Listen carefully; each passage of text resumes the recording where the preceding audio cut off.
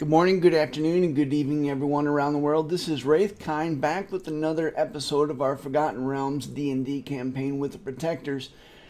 And the Protectors have killed a powerful troll shaman and her accompanying village bodyguard, rescuing Emeraldi's mother from being the main course of some trollish meal, and returned to Eartheart where they did a little shopping, got in a little mischief. And meanwhile, Banner's patron, a powerful lady of the Fey, has requested his aid. And the Protectors prepare for their journey to the Yuirwood and the only known portal to the Feywild that has not been forcibly closed by Anwell, another powerful Fey Lord in his own right. Banner, along with the other Protectors, must learn the truth of what is going on in the Seelie court, and how this mysterious House Catha is involved. So let's join the Protectors as they continue on their journey in the southern part of Faerû. I'm sorry? I was going to ask if we're still on the same day, or if we went to bed. Actually, this is the 18th Tarsuk, which is the equivalent of April. 1404 DR. And you guys are still on the same day. Matter of fact, Beetle, Banner, and Emeraldi, and I think, Dawn, were you there too? I don't remember. But I know Beater... I was there for some of it. Yeah, shopping trip. And you guys actually find yourself... at least the three of you, you're in the under blah blah blah blah blah. Let me try that one again. The underworks, which is basically almost like a shelf underneath of the surface of Eartheart, and it's just this massive sprawling suburb that goes back under. It's cut into the cliff. And it goes back quite a ways, and towards the back is where you find a lot of the industrial district and things like that. And that's where you guys typically actually left off. And basically, you guys found Melania, Emeraldi's mom. You freed her from the trolls. A little worse for wear. Okay, a lot worse for wear. And you guys were a lot worse for wear by the time everything was said and done with. Mostly dead. Oh yeah, well just a little dead. Says Emeraldi, who goes up and down how many times? 3 times. I just watched it again today. Oh, and he would have flat out died if it hadn't have been for that magic item. That was nerve-wracking, guys. That was nerve-wracking. That was nuts. But you guys made it back. Melania and Emeraldi had a frank discussion wherein Melania said to Emeraldi, look, you're a complication, and I can't have complications right now. I need to get the clan back together. And I'm paraphrasing, obviously. And after that rather disheartening news, perhaps, from his own mother, no less, you guys decide, hey, there's nothing better than shopping to ease away those hurts. And so you guys did a little shopping, did a little exploration, and that's essentially where we are going to pick up. Oh, and Banner... had a dream that he now has to kind of cope with and figure out. So that's where we're going to actually end up with Banner, Beetle, Dawn, and Emeraldi, all 4 in the underworks. Actually, we left off. You were actually outside at what was her name? Rebecca. Let me look.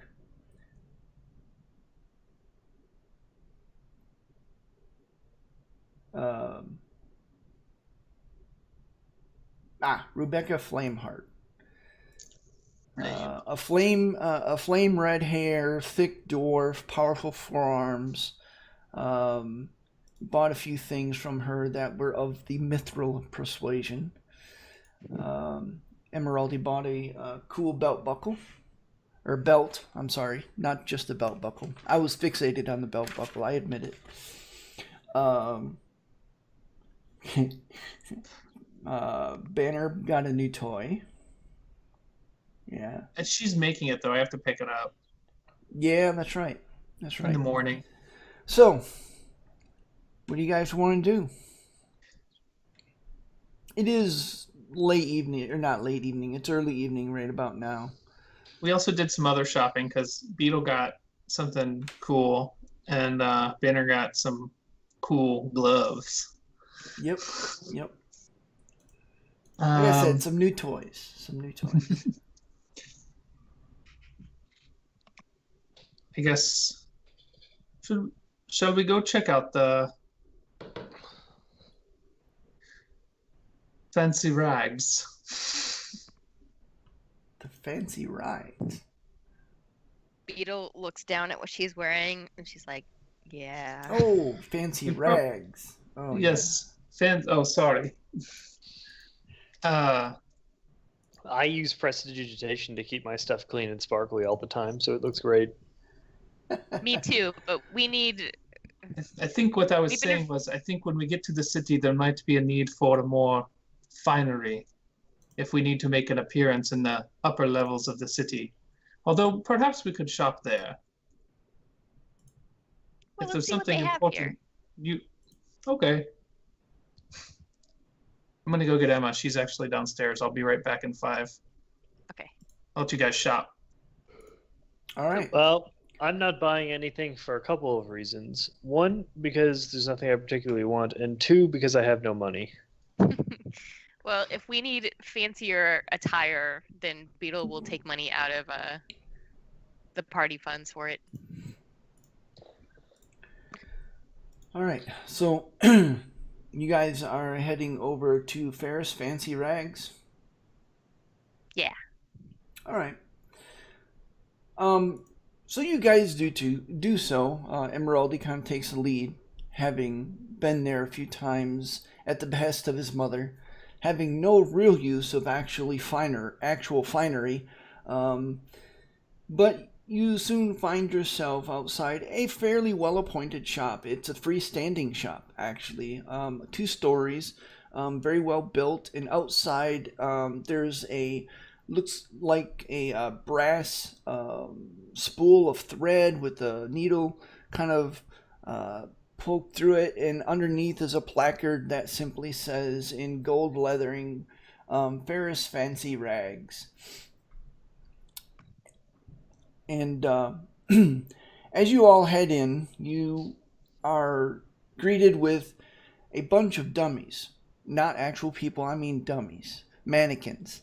Busts with a lot of very well-appointed clothing.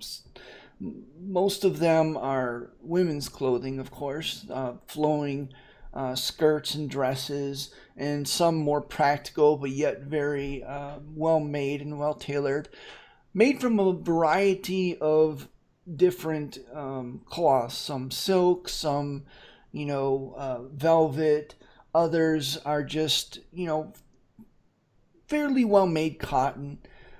Pretty much a variety of all the kind of clothing that you would expect in the far south. And a lot of it is a little bit, while most of it is like high-necked and high-collared, some of it tend to be a little lighter wear, almost Gaussian in nature, diaphanous perhaps, meant to be as an outerwear, and is of a more Sharan persuasion. And when I mean that, or when I say that, I mean the cuts are a little more skimpier than perhaps most of you are used to in the far north, as the Shar tends to be quite a bit hotter in the late spring and, of course, on into the summer months. Lighter colors, kind of blues, light blues, whites, things like that would help reflect rather than absorb heat. And as you walk in, you see a dwarf kind of sitting behind the counter there. She's actually sitting at the work desk, and she looks up and she goes, "Ah, well then, seems like we have some company." Then she turns over and she yells really loud, "Ferris, you got company here!" And a few moments later, you hear kind of a grumbling, and this short dwarf with very scraggly, very short black beard smiles at you. And when he smiles at you, he has a very big gap between his two front teeth. And he goes, "Well then, how can I help you? Ferris at your service." Can't hear you. Well, good dwarf, we are here to get appointed for some finery. Finery, you say? Of any type? For a royal appointment. Well, not for royalty to wear, so that we'd be fit to be seen by royalty. He kind of sniffs and looks down a very long, very large nose at you all, and he goes, which is kind of saying a lot because he had to actually tip his head back to do so. He goes, "Yes, well, that may be quite expensive." And he kind of takes you all in your very odd-looking assortment of armor and weapons and everything. He goes, "Well then, a royal appointment, I think I can do something." He turns to his assistant, and he goes, "Well, Bearer, will you bring out the royal goods?" She kind of rolls her eyes and she stumps back to the back, and you hear her pulling out what sounds to be very large boxes, and she comes dragging in this big crate. She places a crowbar in there and pops it open, and with a little bit of puff of dust as she does so, you can tell that he doesn't do royal very often. He does very, serviceable and fine, but not royal. And he pops it open, and he shows some very nice fabric. It's kind of a cotton weave, but very well done. Most of it's lighter colors. You see some darker colors, some reds and things in there. And he kind of looks at you all cryptically and skeptically and says, "Well, skirts for the ladies and trousers for the men." Breeches. I don't do skirts. "Yes, well, royal. Okay." And he starts, just without preamble and without permission, literally just starts measuring everybody. And he goes up to Beetle, and he's like raising her arm and saying, "Hold that there," and going up to Dawn, and I'm there. I thought I was outside. I'll be inside if someone had made me come in. Okay. But all right. So if I have to do this, so do you. I don't do finery. But in about 10 to 15 minutes, he does manage to take all of your measurements. Emeraldi with a few grumbles, and Beetle with a few moments of twirling around and dancing around and like, hold still. But he does manage to get all your measurements for those who are there. Who all is there, by the way? Beetle dragged me in, so I'm there. Yeah, okay. Lycum, are you there? You said that I wasn't there yet, or I wasn't with the group, and he wouldn't be. I'm glad he's not there. So yeah, no, keep with it. Keep with what you said. All right. You will be dragged in eventually, sir. We could get like him a passable robe or something. Okay. After he takes all your measurements, he then asks you politely, yet perhaps a little peremptorily, what kind of clothing you guys had in mind. In particular, like Beetle said, breeches. So yeah, okay, he can work with that. He stops in front of you, Dawn, and says, skirt, dress, breeches, robe. Show me what you've got, then I'll decide. Mud. Oh, I mean, yeah, of course. And he kind of shows you around some of these mannequins, and you see some kind of like some skirts that come about mid-shin, some divided skirts that aren't breeches, but they're divided in the middle so that you can easily like sit a horse and jump around or whatever. There's a few like well-made, whatever it is people well-cut wearing skirts do. Yeah. And of course there's I guess they call them blouses. I'm not up on women's. Yeah, I'm not too familiar with these either, Brian. But some well-cut dresses and some well-cut robes, which are, you could spit on the difference, but whatever. That kind of thing, and of course just serviceable breeches. There's even some leather ones there if you wanted. Don would be interested between the robes and the dresses, whatever looks the coolest and has a sort of a magic-y vibe to it. Magic-y vibe. Okay. I don't know. I can't. Is that what you? She needs like a Stevie Nicks sort of ensemble. Is that? If any of it is glowing or sparkling, that's what I want. Is that what you tell them? No, but that's what I'm looking for. Okay. Emeraldi. Beetle sees what he pulls out for her, and she's like, "No, more sparkles." If there's like a dress that is literally made out of fire that doesn't harm me, that'd be the coolest thing. But no, I don't expect to find that. Girl on fire. All right, Emeraldi, what do you want? Well, I explained to him that I need something befitting my station as a paladin and also as a petit nobleman and trader, father of a trader and leader of a clan. Okay. All right, so taking in everything, and I'll get to Banner when he gets back, but taking in everything, Beetle, he gets you a fairly good pair of serviceable breeches and a fairly loose-fitting kind of ensemble for your blouse and stuff. Just a typical, almost normal, like little off-white blouse and a green pair of breeches that are, almost, it's tailor-made for you. Go figure. Okay. Because, Ferris Taylor. Anyway, that was a bad joke. Thank you.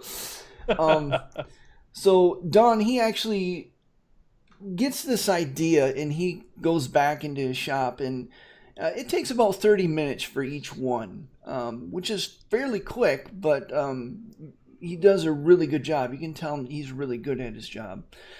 He's a master of his craft. He comes back with this red kind of a full dress that kind of hugs the hips and flares out nicely, and it has some side panels in it.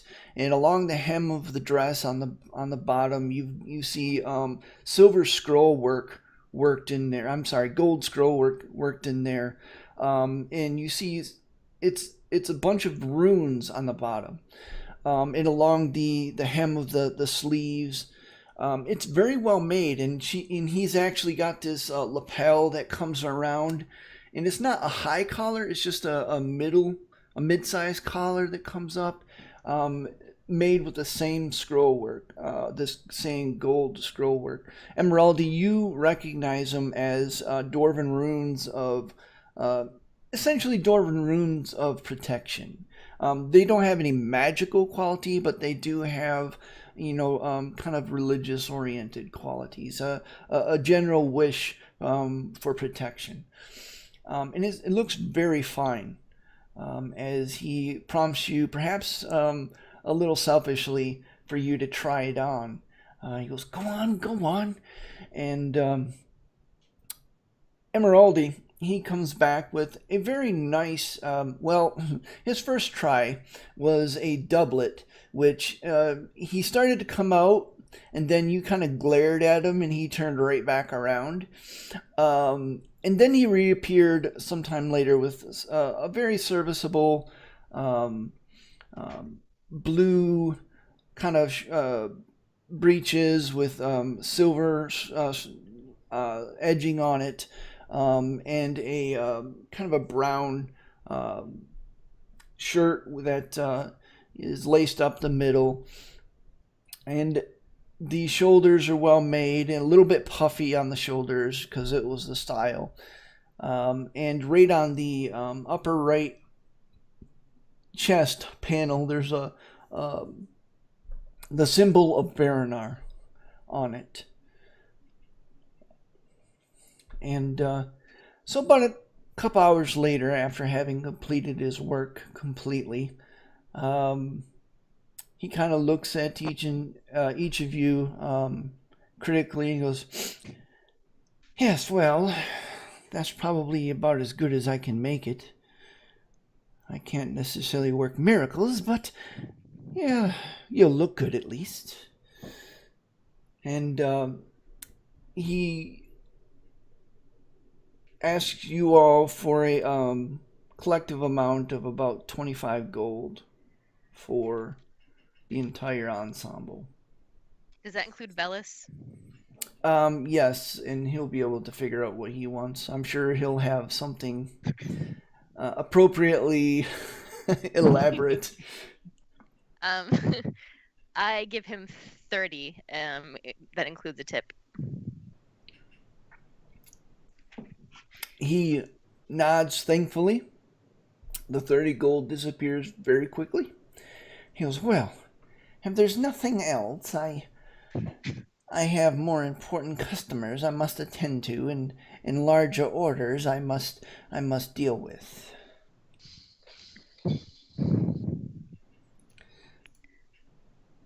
I guess we bail. All right. Emeraldi talks to the group. After finding that clue inside the mall, I've been intrigued, and I can't remember if there was a library here in Eartheart, but I think I'd like to maybe visit it and see if someone can help me dig up some more clues with this map if anyone's interested in helping me. And I also want to talk to my mother one more time.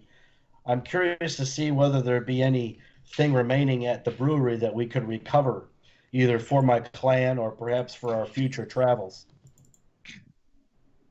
You never have to talk me into going to find books. All right. Great. I'd actually like to look up some stuff on the Feywild if they've got it. Although, I don't know how much dwarves would be interested in the Feywild, but I guess we'll find out. All right. Maybe we could get an intro book to the Feywild, because I don't even know what it's all about, other than Fey and Wild. So that tells me very little, but it says a lot. Out of character, didn't I find a stack of books that I gave to Banner on the Feywild that we have with us still? Yeah. Banner knows a lot from those books, and you actually it was the Journal of Feast for Crows, and let me see here,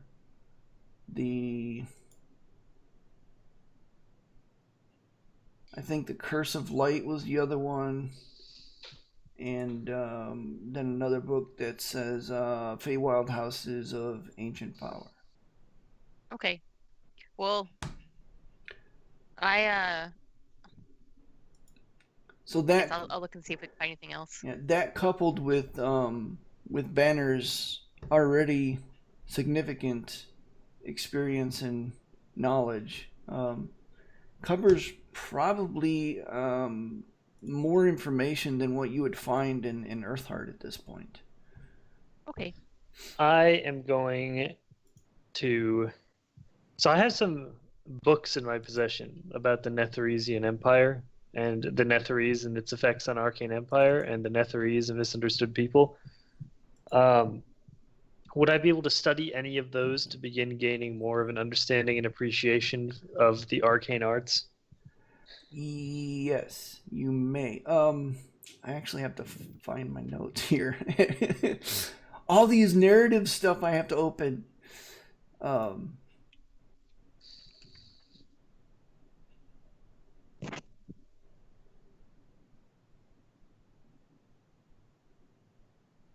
I have a note in my notes. Netherine ruins. Bad priest magic people. Bad priest magic people. Seems fair. Okay. All right. So let's do this. Emeraldi, you wanted to. What did you want to do?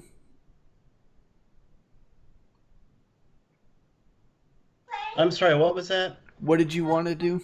I want to see if there, where the library was and go there and try to do some research. Okay. Well, there is a library kind of in the Temple of the Morden Salmon.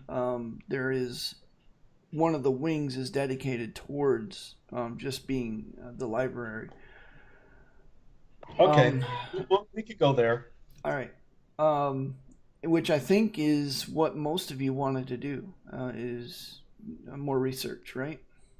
Yes, and I wear my new fancy clothes. All right. So leading the way with the white blouse and green breeches, marching along, you guys get back into this large elevator that trundles back up towards the surface. And you find yourself back in the now familiar confines of the Temple of Morden Salmon. This time going, instead of not just loitering in the main hall, but there's a wing that kind of goes off to the left, and you go to the left and you see just bookshelves lining the walls. You also see bookshelves kind of lining like in the center there. The place is full of books. There's racks in which there are like tubes that hold really old scrolls. You see that there's a couple of clerical guards there by the scroll racks that are literally just kind of watching for people, because they're so old, and you know, these pieces are not to just be handled kind of willy-nilly. As you walk in, you see a cleric of a priest, of Moradin walk up, and he goes, welcome. How may I help you? You looking Peace for anything? And the hottest forge be upon you, brother. And you? Are you looking My for name's anything? Emeraldi, and me and my friends, we have perhaps some research questions if you could assist us. Well, I've read most of these tomes over the course of my life. I could probably at least point you in the right direction. I invite my other party members to ask their questions first. Oh, I think, did Don want to look something up? Because Beetle's just here to help Emeraldi. No, I don't want to look anything specifically up. Not at the moment. Okay. Emeraldi pulls out the one Baranar book that was really old, and he also takes out the parchment inside the maul. I have these two items. this parchment that was inside the mall is kind of giving a clue, and I need to know maybe who wrote it or when it was written or some clues. Separately, question this author on Baranar. I'd like to know more about who wrote this book about the Battle of the Gods so long in Moradin Baranar's history. I just want to know more. And he hands the items to the priest. He takes the book and he sets it aside for a moment, and just so he could focus on looking at the scroll. And he looks at the scroll. He reads it. He looks. His facial expression gets a mix of both puzzlement and perhaps a little bit of surprise as he reads it a second time. And then he just kind of shakes his head and he goes, "Well, I really don't know what this riddle or prophecy or clue or not sure what this means, but that phrase, silver light will show the way, does spark something. One moment, please." And he leaves you. He actually goes straight to the rack of scrolls, and he pulls a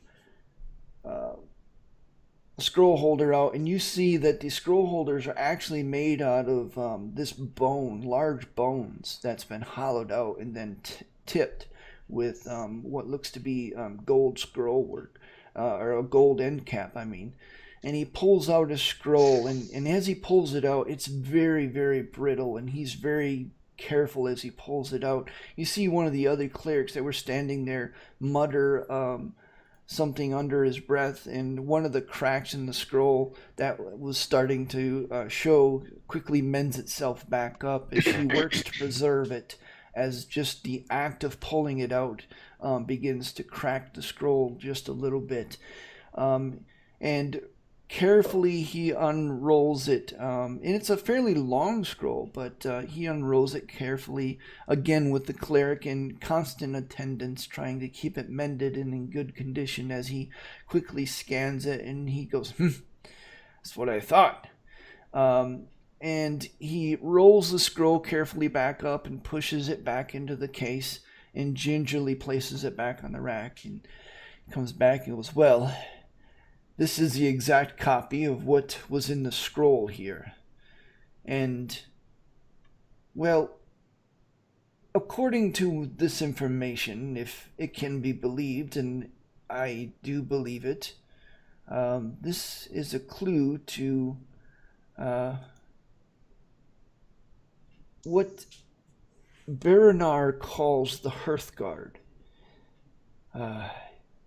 Back during Morden's War, the war spanned not just the plains, but it spanned the Dwarven realms as well. Well, one of her champions was given a weapon forged by both Baranar and Moradin, but blessed by Baranar. It was called the Hearthguard, a legendary weapon since lost during Morden's War. While Morden's War raged across the plains that were also embodied here, mighty Dwarven paladins were chosen as champions, one for each member of the Morden Salmon, and to each was a weapon of legend given.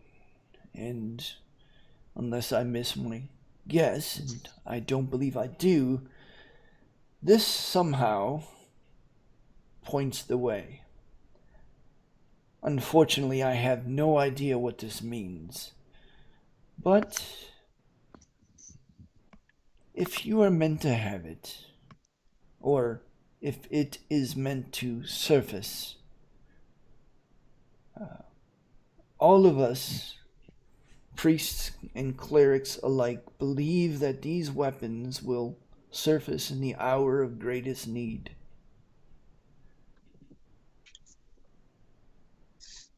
at the will of their gods, of course.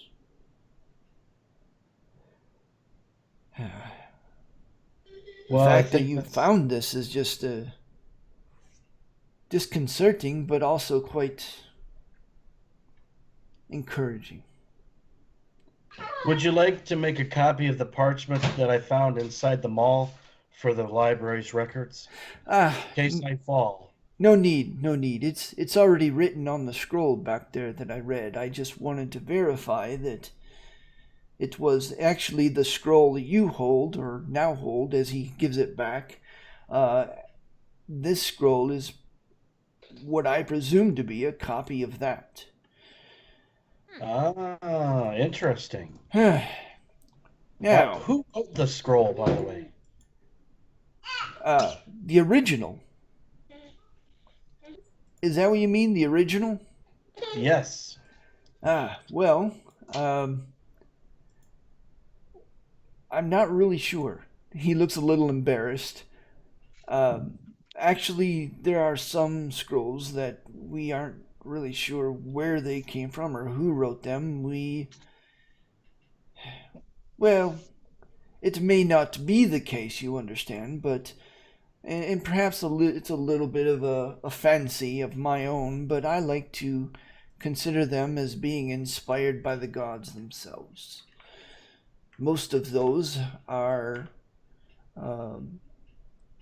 various clues or prophecies, most of which have long since come to pass, but some of which have yet to happen. And whenever there is things going on in the world, we often turn to these scrolls for guidance or clues as to what we may expect. Speaking of the Battle of the Gods, the book I showed you referenced a slightly different history regarding that Battle of the Gods of Moradin and Baranar than what I was taught. And so I brought it because if you the age of it is, says the Emeraldi, over 1,000 years old. Well, let's have a look, shall we? And he turns to the book, and he begins reading some of it. He takes note of the author, Thagrit Orbringer. And as he begins reading, his brow furrows, and he actually begins to look a little angry as he reads. And after a few minutes, as he's quickly scanning, he actually pauses in his reading and he looks at you, and you can't really decipher. Actually, make an insight check. Can I make one too? Because I'm interested in anything having to do with books. Yes. And this book came from the library that I was educated in. All right.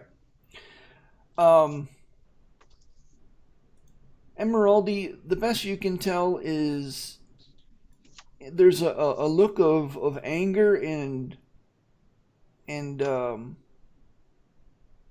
consternation in his face. Beetle, you're able to get quite a lot better read on him. And anger is actually the predominant emotion, which actually, when you think about it, makes a little sense whenever someone's entire belief system is challenged. Anger is not entirely unexpected. But in close second is consternation. And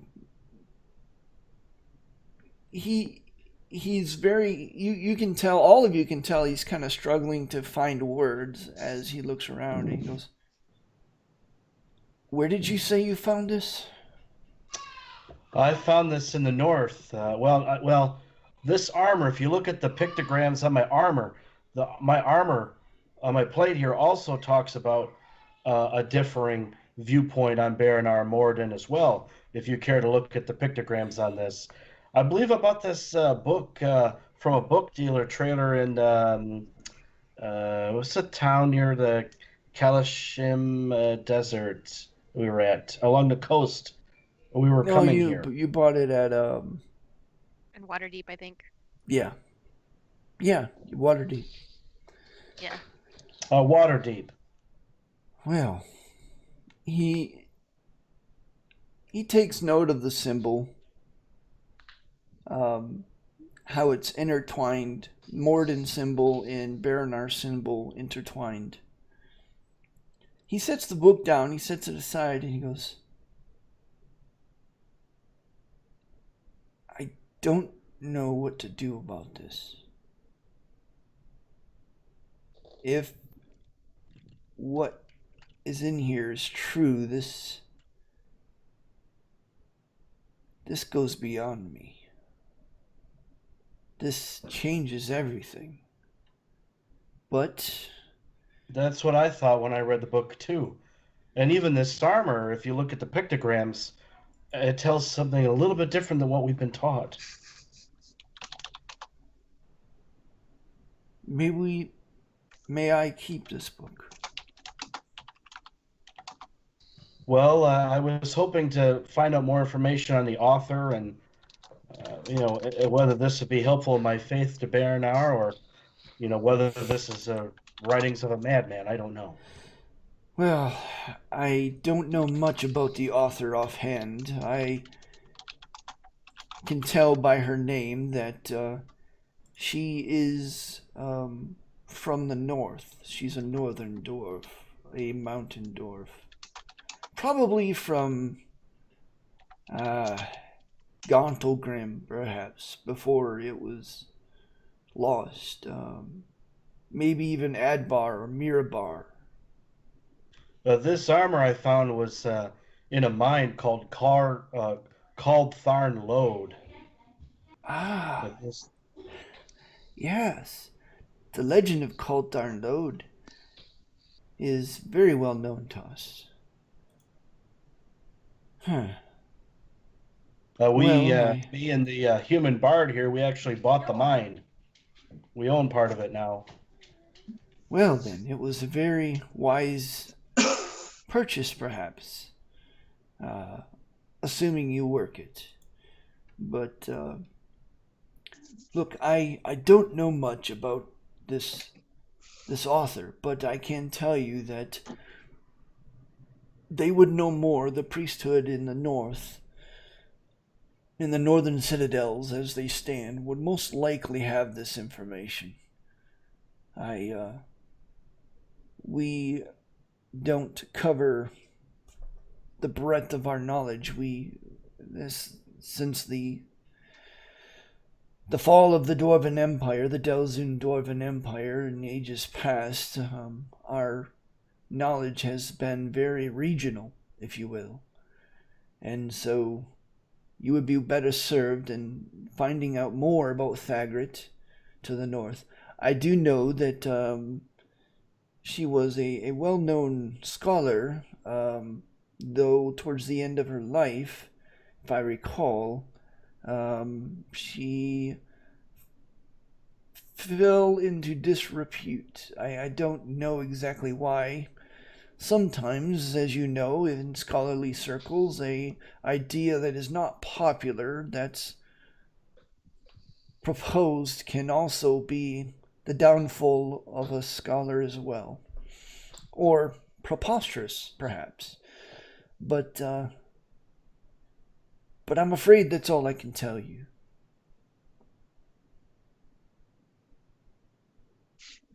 Well, I do appreciate your effort, and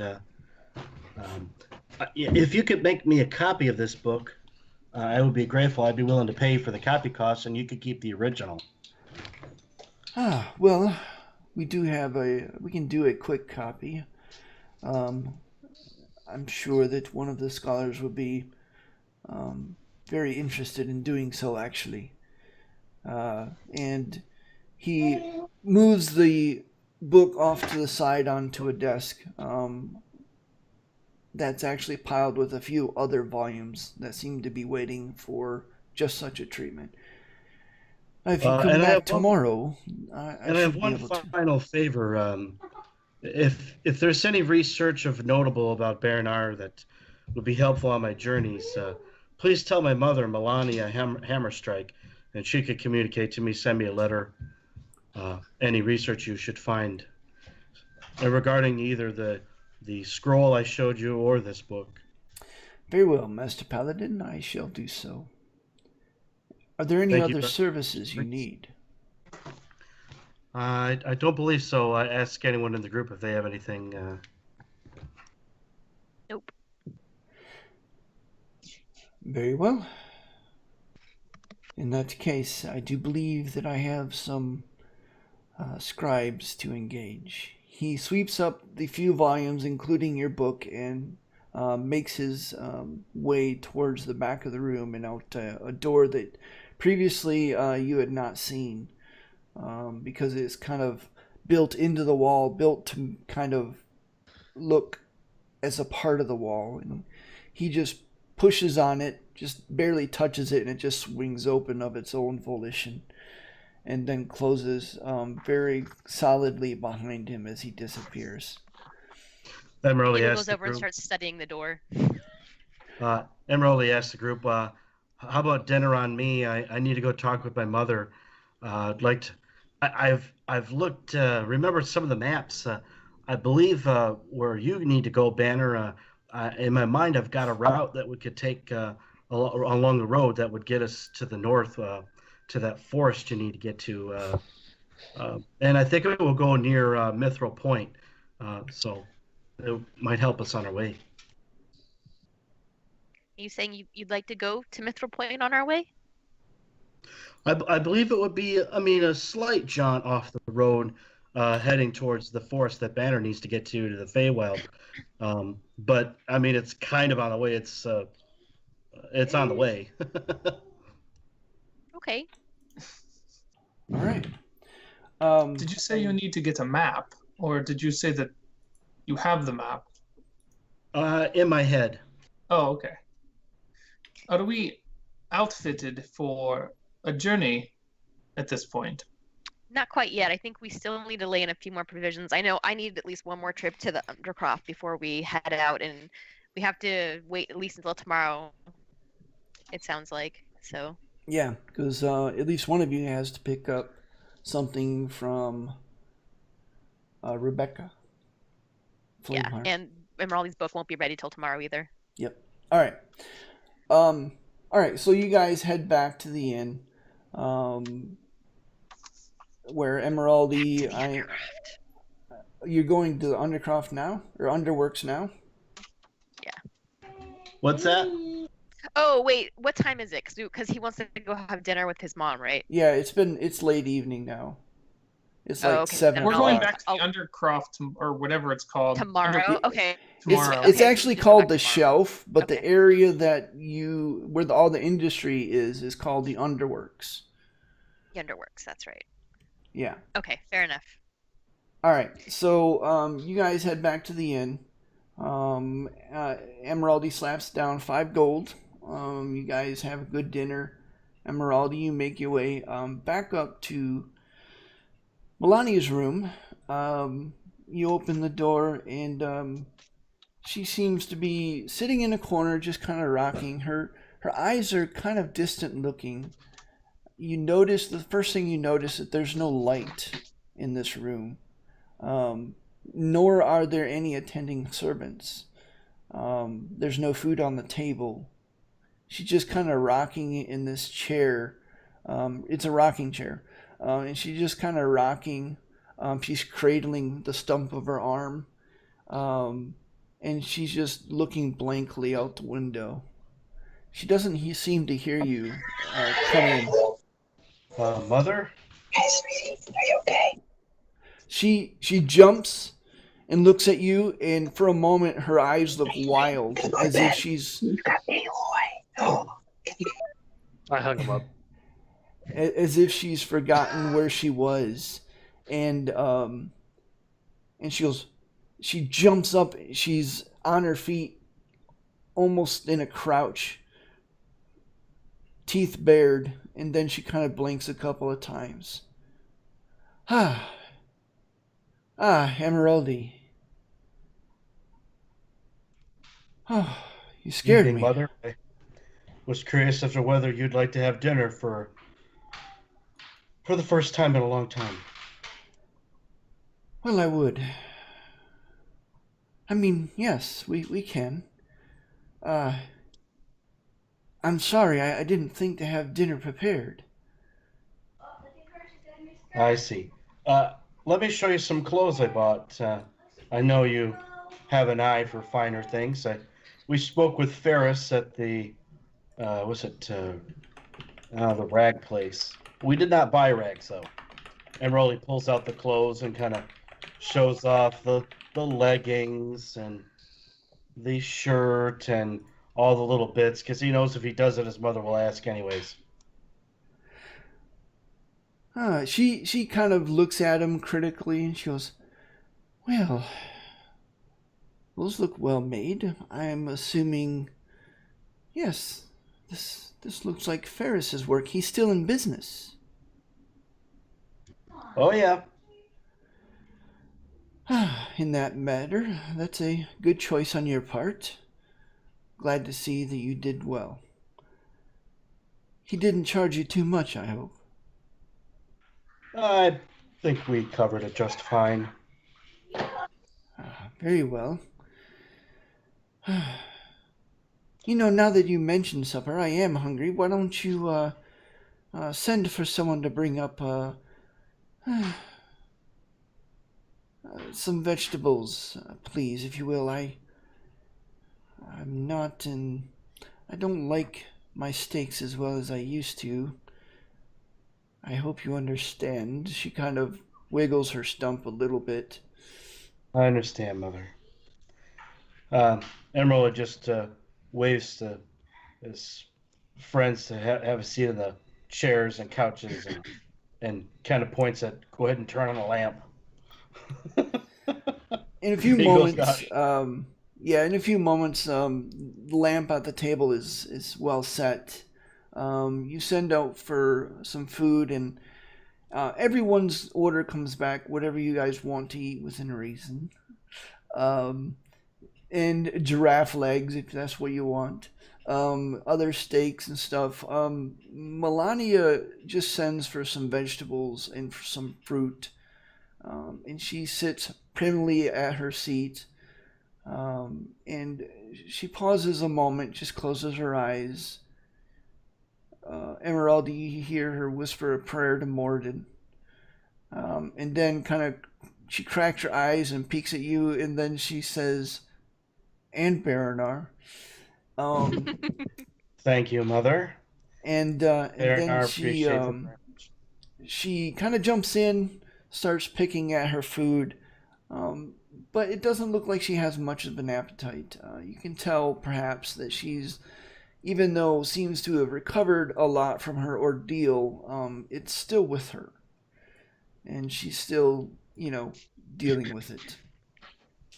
Mother, I know you've asked that I need some time away from Eartheart, and I've had some time to think about what happened when I did leave, and I think Baranar's forgiven me for whatever mistake I did. I think I made the right mistake in choosing to follow her, but perhaps I did leave in fear, because I thought everyone was dead. So in that case, because I did not follow through with the duty, I understand that's why I can't stay.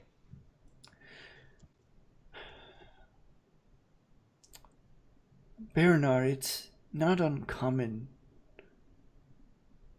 to feel fear. Fear does not a coward make. It's not even that I fault you for running or leaving in the other direction. I don't believe you ran, but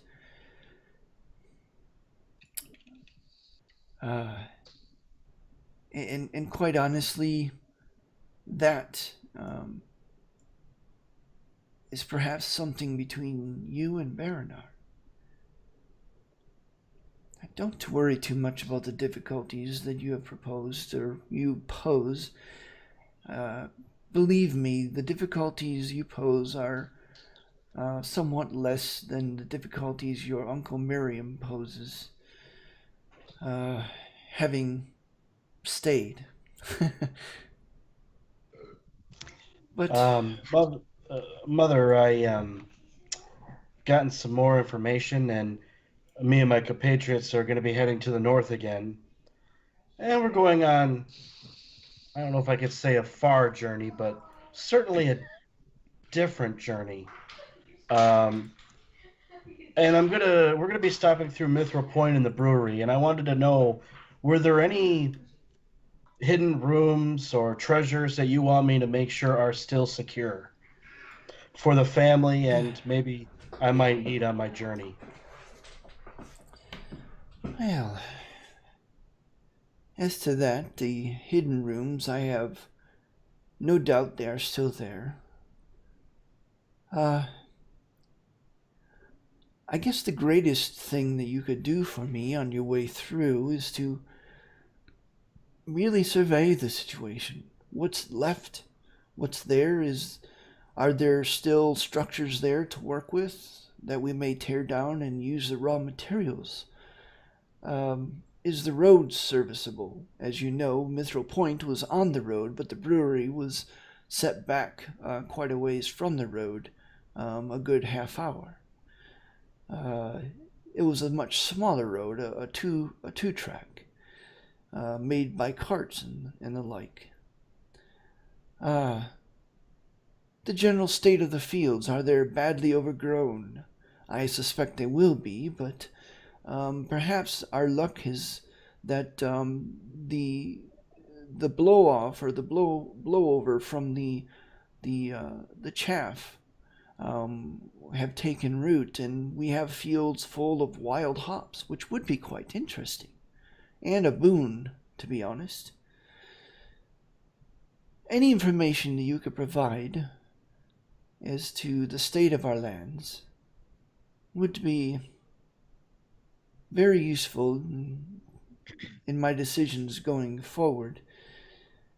The audience with King Bladebeard was, well, tense at first, until I threatened to bring him to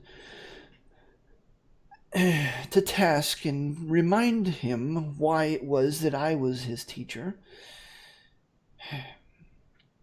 And after the initial embarrassment and the tense silence, he had no choice but to either behead me or laugh. Thankfully, he laughed. So, I'm sure your neck appreciates that, Mother. Well, if you would have tried to behead me, I know 3 clans that would have split right there. 4. Perhaps. We would have split his head in. That's what we would have done. Well, civil war was never my intent, but sometimes a king needs to remember that he only gains powers from the fact that those he rules chooses to follow. But notwithstanding, we do have our lands. They were never taken from us, though it was a matter of some debate. With some exception, I was able to gain royal approval to regather our clan to Mithril Point, what remains of them. And, well, that is enough for now. Of course, the issue of your Uncle Miriam, and of course yourself. Let's just say that Uncle Miriam is the first issue that we will most readily be dealing with. It's about time that he had an honest hearing and not a raking over the coals that he received a couple of years ago, as I understand it. Rival clans, you see. It's a hard thing to be proven right by your own son in such a matter. Well, Melania, if I may, to the second matter that you brought up, I think I might be able to help you out specifically for this next year of growth for the hops. I I can enrich the land so it produces twice the yield that it normally would. If that would help out to get you guys started again. Well, absolutely. Any help that you would wish to give us would be more than welcome. It would be my Emeraldi has a pleasure. big smile on his face. A true friend to a brewer, you are. I just nod at Just- Emeraldi and smile. Yeah, he's nodding and smile because he really wants more of your ale. I also nod and smile at that too. Mother, there's nothing else I need to be aware of. Just two more things. One, do we know whether Father's body was interred? Well, as I understand it, he was interred here, though it is not our clan burial space. He had no next of. He had no one to take him home. I am making arrangements for that to take place as we speak. There is a no small number of clansmen that was off to the north a ways. They should be here within the next few days, at which time they will prepare the proper bear that he should have to bring him home. And then we'll take him home and lay him to rest with his grandfather and his father and everyone else. Mother, should I fall on my future travels, I'll need to sign you over as my heir to the mine in the north. It's not just any mine. Did you tell her which mine you bought? Yes. Well, actually, no, I didn't say. Called Tharn Lode. For a moment, she says nothing. She just looks at you with this blank kind of, what? Look. Yeah, he and Velis bought the Kalthar loan. And they did it while I wasn't around, or I would be a part owner too. Well, we have a third partner, and she's administrating it, getting workers and miners to the north, and we haven't heard anything in a while, but we've just been so busy, we need to check in, see if we've made any money. That is true, though, how much do you owe? I mean, how much did you buy the mine for? Oh, they're in debt up to their eyeballs. But it'll pay off if that thing starts producing again. Emeraldi describes how many hundreds and hundreds of bars of steel that were underneath it when it exploded. And the vast coal deposits that were there, and also the fine stone that was there. And explaining that the human cities grow like rats, so they need lots of stone. As you know, Emeraldi. Go ahead. As you explain all of this, you see a side of Melania that you haven't seen since her return, and that is the very business-like, very, high business acumen kind of expression as she kind of looks critically at you, and she sits back in her seat and she just kind of she's taking a measure of you, and she goes, well, you'll give me the contract, of course, and you will also tell me where this mine is. Emeraldi pulls out the maps and the contract. I believe I can have a group of miners there in a couple of months. That should exploded. What? How did you blow up a mine? Well, Mother, it's going to be more of a salvage operation first, but the outside portion of it should still be fine. There's an old dwarf fortress there. A matter of fact, I swear I got this dwarf plate armor that's several hundred years old. And he also pulls out the journal from the commander. Any information you need, Mother. Beetle's got that, but she'll hand it over. She sets all this information aside, and with the express purpose of, you get the point, you get the idea that yes, she's very interested and she will read it, but she's not going to stop and read it right now.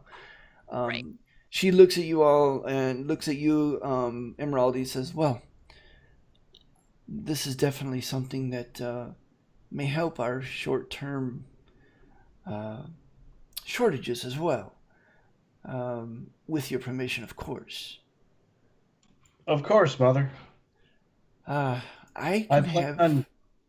future plans for it, Mother, is for Velis wants to build a bard college, and I wish to build a shrine to Baranar there, where we could train paladins and he can train bards. And I think Dawn wants to, and Lycan want to do something with the woods surrounding the mine, which the land around the mine is also for sale. So we're planning on basically building something there in the future. She listens politely, but you can tell that she's very practical. So she's like, yes. And then she says, well, those are lofty goals, but why don't we try to get this mine working first? A couple of months, I will have a couple of groups of miners there. They will oversee the salvage operations. Who is it that is your third partner? Here in the contract, she's also the supervisor of Tribor. She's the lady protractus there. A noble. I can work with nobles. Well then, it seems like we have, yes. Well, I can certainly work with this. Emeraldi, at one point in time, I would have been of some use, and I might still be in the future to help mine that back out. But we'll see. It's been a long time since I've been able to move Earth like that. But maybe someday soon. If we get stuck in a time loop in the Feywild, it might be all done by the time we get back. That's fair. Wait a minute, we're going. Emeraldi turns his head quickly to Beetle. There could be time warps? Are you sure we want to go to the Feywild? Yeah, haven't you been reading all those books we found? What books? All kinds of crazy things happen in the Feywild. How do you think I got to be 600 years old? Emeraldi just kind of shakes his head like, this is all new information to him. Well, if you've got the books, I'll read them. Do a deception check. I can't let that go. I gotta make you do a deception check. That's very fair. Let me find it. Ooh. Oh, -1 even. That's awesome. Yeah, okay. You were totally telling the truth as far as anybody knows. Lady Hammerstrike, I'm sorry to bring this up, but what's to be done with Ethlic if he's found? He is quite the capable warrior, as you can see some of my wounds from behind. Yeah, in the back. Well, needless to say, he has been officially declared an outlaw and an exile. So, if he's wise, he will be far from Dwarven lands. The Lion Guard in their patrols, if they come across him, most likely will try to apprehend him, but I'm not entirely certain how interested or how important it will be that they capture him alive. Yeah. I think it's safe to say that he is long gone from here.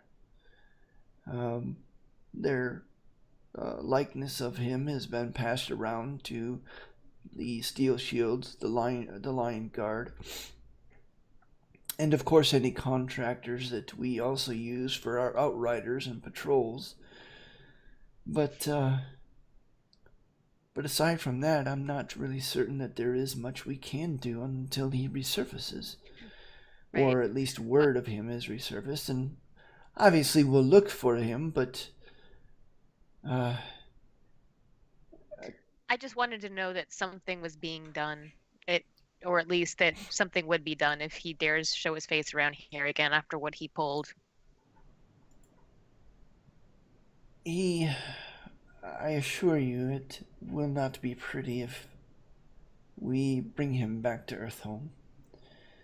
Yeah. He will get a fair trial, of course, but based on what I know, and granted I was in that tent most of the time. Perhaps, is there anyone who could take a sworn testimony for me and my compatriot should he ever be captured for his trial? They witnessed him attack me, but then again, when I was under the influence of the hammer's curse, I struck him once. So they Yeah, might but just that think it was cousin love. That wasn't. Well, I'm No. sure that if you write down your account and leave it with me before you take your leave of the city, I'm sure it will come into play. On my napkin, I just write down toads, and I slide that over to her, and that's all I say. She just kind of looks at you and looks puzzled and just... I just say punishment, and that's it. Mother, he got a taste for Aethlic's combat prowess in a way that no person I've ever met should. Like a bust a gut. Like he just you guys haven't seen him laugh that hard in a long time, but he just loses it. I explained the joke. After which, Melania also starts kind of laughing. And over the course of the next hour and a half, you guys continue to visit. Melania, eventually having finished her plate and looking once again very tired, stands gracefully to her feet, and she kind of takes you all in with a glance, and she says, "Well, it was nice to meet friends of Emeraldi. A very interesting assortment of friends you are. But I can tell that he means a lot to you, and you mean a lot to him. Thank you for being with him.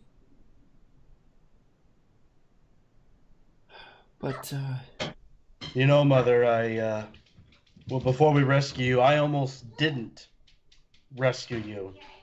During that fight, I was knocked out several times, and at one time I thought I saw the pearly flames of Baronar's hearth guards. It was not a good situation, but we managed to survive. well, what would a paladin be without their lost causes?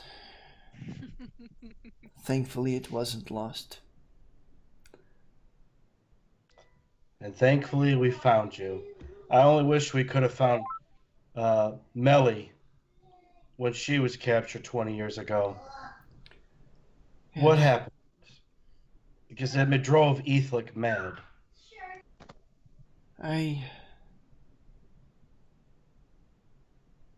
I'm sorry, Emeraldi. I can't talk about that. Not yet. Well, it sounds like we will be writing letters to each other. Yes. Before I go to bed, I'll write my testimony, but I'll need to have you see me write it. And I'm going to go to bed. Well then, She nods. There's a servant now attending you all. And she kind of nods to the servant, who comes back quickly with a quill, inkwell, and a parchment. You take, whatever time you need to write it down, and sign it, and sand it, and set it in front of Melania. At which time Melania says, "Well, I appreciate the visitation, truly I do, but I am tired, it is late, and I'm sure that you all want to get on the road soon." I will not see you in the morning, Mother. We will be leaving town tomorrow morning. It's time. Fair enough. Well, know that you have my love, Emeraldi, and I look forward for when you do come back home. I will send for you. I hope to hear some wonderful letters of the mine, and I'll let you know my adventures. It seems perhaps Baranar has dropped some interesting clues in my lap. I hope to keep you abreast of that, Mother. I look forward to it. And with that, she stands, clearly dismissing you all, as she doesn't even wait. She pushes in her chair into the table, and she returns to the rocking chair that Emeraldi, you saw her at when you first arrived, and just kind of settles down and just begins rocking. She rocks maybe a couple of times before her head just kind of slumps down to her chin kind of slumps down to her chest, and you hear her softly snoring. I go back to my room. All right. And good night, everyone. I will see you in the morning for breakfast. All right. One Yes, quick Beetle. thing. Beetle rips out a couple pages from her sketchbook, and kind of bundles it all together and just sort of leaves it on the table with like Melania's name, or like Lady Hammerstrike written on it, so she knows it's for her. Okay. All right. And you all, after doing that, Beetle, and the rest of you head back, I'm assuming, to your rooms for the night? Yeah, I have one thing that I want to Yep. do, but that's about it. In my journal, I'm going to write the question, "Are you there?" Okay. You don't immediately get an answer, and actually, as you're staring there at it, waiting for an answer, you fall asleep. Sounds good. And we're going to take a brief break here, and we'll come back in about 5 minutes or so. You spend an evening resting fitfully in each of your respective rooms. You gather, have some breakfast in the common room of the inn. Emeraldi, you make the trip to the Morden Salmon to pick up your book, which has been scribed. He asks you to cover the cost of a whole 8 silver pieces. Banner, you managed to pick up. Was it Banner? Were you the one that had to pick up that thing? Yes, I had a thing for the back end of the glaive thing that we talked about. That's right. And you, I think, had decided it would make the D4 a D6, and it would be silvered considered for that end, but let me know if that has changed.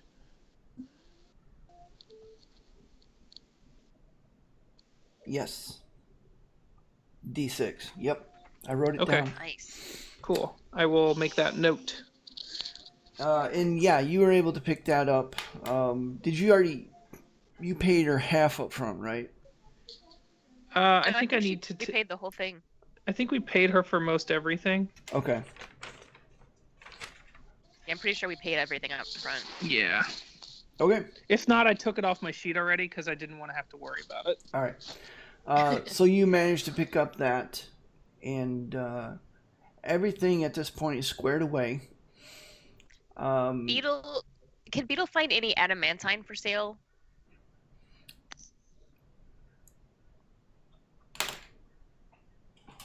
Make Make an investigation check. Okay. D&D economy has always been pretty this wonky. is the deal. Roll a d4. Okay. You find an adamantium golem. Ooh. Roll So, initiative. yeah. So this is the deal. Adamantium obviously is not something that is very, common. Right. You do manage to find someone that has had some experience in working with that metal a long time ago. Matter of fact, it was this old geezer, this gray beard of a dwarf, with one eye that's kind of whited, and the other eye is well on its way to being whited from cataracts, as he was actually sitting on this old iron bench near one of the forges looking bored, and he hears you asking around about this and manages to kind of get your attention, and he offers to sell you one complete ingot of adamantium, solid ingot, for about 400 gold. Sold. Okay. If Bellis was here, I would try to bargain, but I'm not going to try to do it on my own because it'll end up being more expensive. And all right. Is there anything else? Anybody Nope. want it? All right. Emeraldi, Dawn, anybody? Well, before leaving town, we need rations, right? Yeah. We just need travel rations, I think. Yeah, whatever you guys need from, or whatever everyone needs from the regular adventuring gear, you can get it at PHB prices. I'm not going to micromanage that because I'm not that ambitious. Also, it ends up impacting exactly nothing because we have more than enough gold to buy rations. Yeah. Yeah. Also, Emeraldi's wants to get some scrolls and some ink and a quill. He wants to do some spell research along the way. Okay. And one of my Spell features research. is I can always provide food in wild terrains for people up to 5 around me with my wanderer. Right. Yeah. You guys also see after Beetle talks to that old geezer, she goes into that forge and she comes out carrying a ridiculous amount of just what looks like junk, gears and sprockets and just hunks of metal, and she's just cramming stuff into the bag of holding, carefully, but basically cramming. And as she does so, a couple of springs bounce off, and she's grab it in the air and put it back in there, being very Beetle-like. Mm-hmm. Pretty much. All right, so after having bought... do we want to buy the rest of those potions of healing that we found yesterday? I don't need any more potions. I take that back. I always need more potions, but I don't need more potions of healing. Okay. I have 1 million. Beetle's gonna go back for those 3 greater potions of healing that are left and buy those with party funds because she thinks she's learned the value of having as many of those as possible. My question is, where are we going right now as a waypoint, and how long is it going to take us to get there? I just need to show the map because I was going to tell a party what way I thought would be a way to go to that forest. So, basically, hold on, let me drag you all over there. I think we're going to the Yuirwood by way of Mithril Point, it sounds like. Basically, Mithril Point is north. It's along the north road at Eartheart, between Coltar and Eartheart. It's a couple hours journey out of Eartheart. Oh, so it's not far at all. No. Like I said, but guys will be... the place we're going is going to take us a year to get to because it's across the continent. No, it's not too bad. It's not that bad. It's... So the Yuirwood is up here. Up there. It won't take you that long, trust me. Believe me, I I'm cognizant of the distances involved. For the most part, you guys will be going the northern road. Well, actually, typically you'd be going to the east from Eartheart and then up north. But since Mithril Heart is actually, Mithril Point is actually along that northern road to the west, you'll actually cut around the Rift Lake and end up taking the Road of Dust out of Hard Castle. So as you guys get your rations and other odds and ends, Beetle, her sprocket, springs, and gears, you head out through the eastern gate of Eartheart, heading east towards Coldtar. You make your way through the tent city of the Hammer and Anvil, outside of Eartheart, and find yourself a couple of hours later in the middle of, at least to the left of the road, you see miles and miles of grasslands. And to the right of the road, you see grasslands, but then it kind of tapers off and then suddenly just drops off as the rift is actually to your right as you're traveling down the road. It's kind of a strange Be careful of the cliff. A lot of foreigners think they can get close to it, and bad things happen. But I want to spit it off the edge. As you continue down the road, you do find a couple of patrols of line guard padding by. One of the lions, as they pass, kind of gives a soft growl, and you hear one of the line guard kind of solidly thump him in the ribs for his demeanor. They don't really pay you any attention. They acknowledge you there. They nod at you as they pass. But these are your outriders. These are the Dwarven Rangers of Eartheart that protect all of the Dwarven lands to the south. And it wasn't too far beyond that you begin to see in the distance a large collection of ruins, ramshackle houses that seem to be burnt out. A lot of the walls are left standing. They're brick and mortar, kind of the brick and mortar made of mud that is common to the Shar as Mithril Point comes into view. On the left-hand side of the road, it kind of straddles the road. It's just kind of it's not a very large place. It's a village in size, capable of housing close to 1,000 dwarves, which it did. On almost any day of the year, it did. It was a trading post for the Hammerstrike clan. And as you kind of pause right there in the middle of the road with the village straddling it on the other side of you, you look around Emeraldi.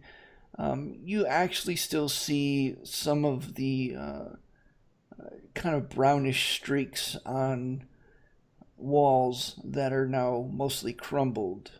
The brown streaks of Dwarven blood. You see the plaza itself had this really big, beautiful, ornate, what's the word I want? Spring that was kind of come up off of the statue of Moradin, and it kind of fell down into this, kind of fountain. Thank you. I couldn't think of the word. Fountain, not spring, a fountain. And that fountain has been defaced and destroyed, though the lip of it is still there.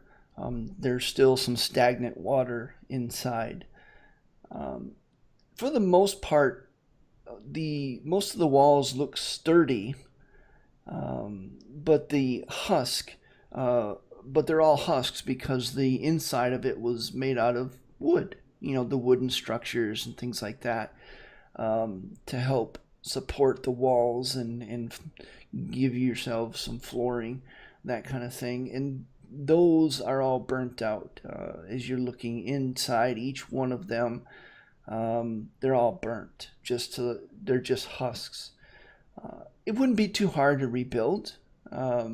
If anything, the greater share of the time that it would take to rebuild it would be spent pulling out all of the wood and salvaging what little wood you could, because wood is of a premium here in the Shire.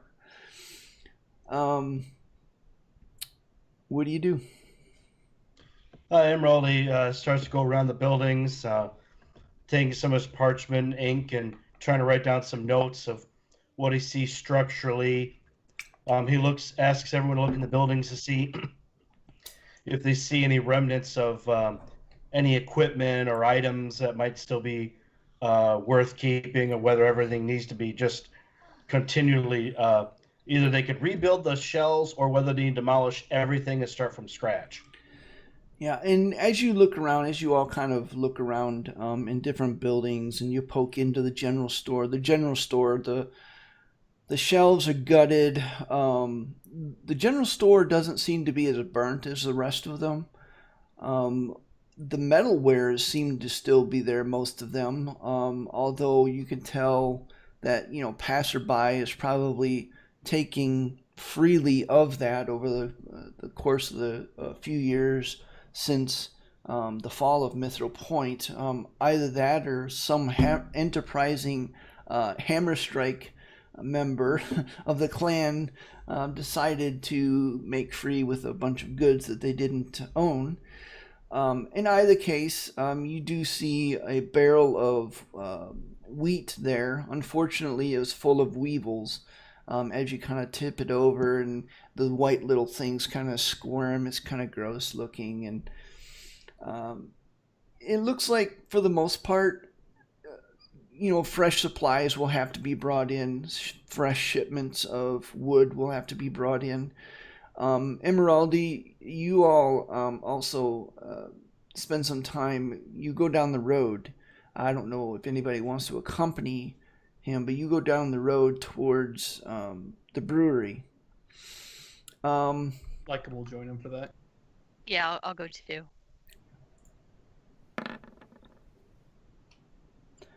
And you're surprised to notice, as you get closer to the brewery, the fields that you're used to looking at is indeed ripe with wild barley. Matter of fact, they're thick with it.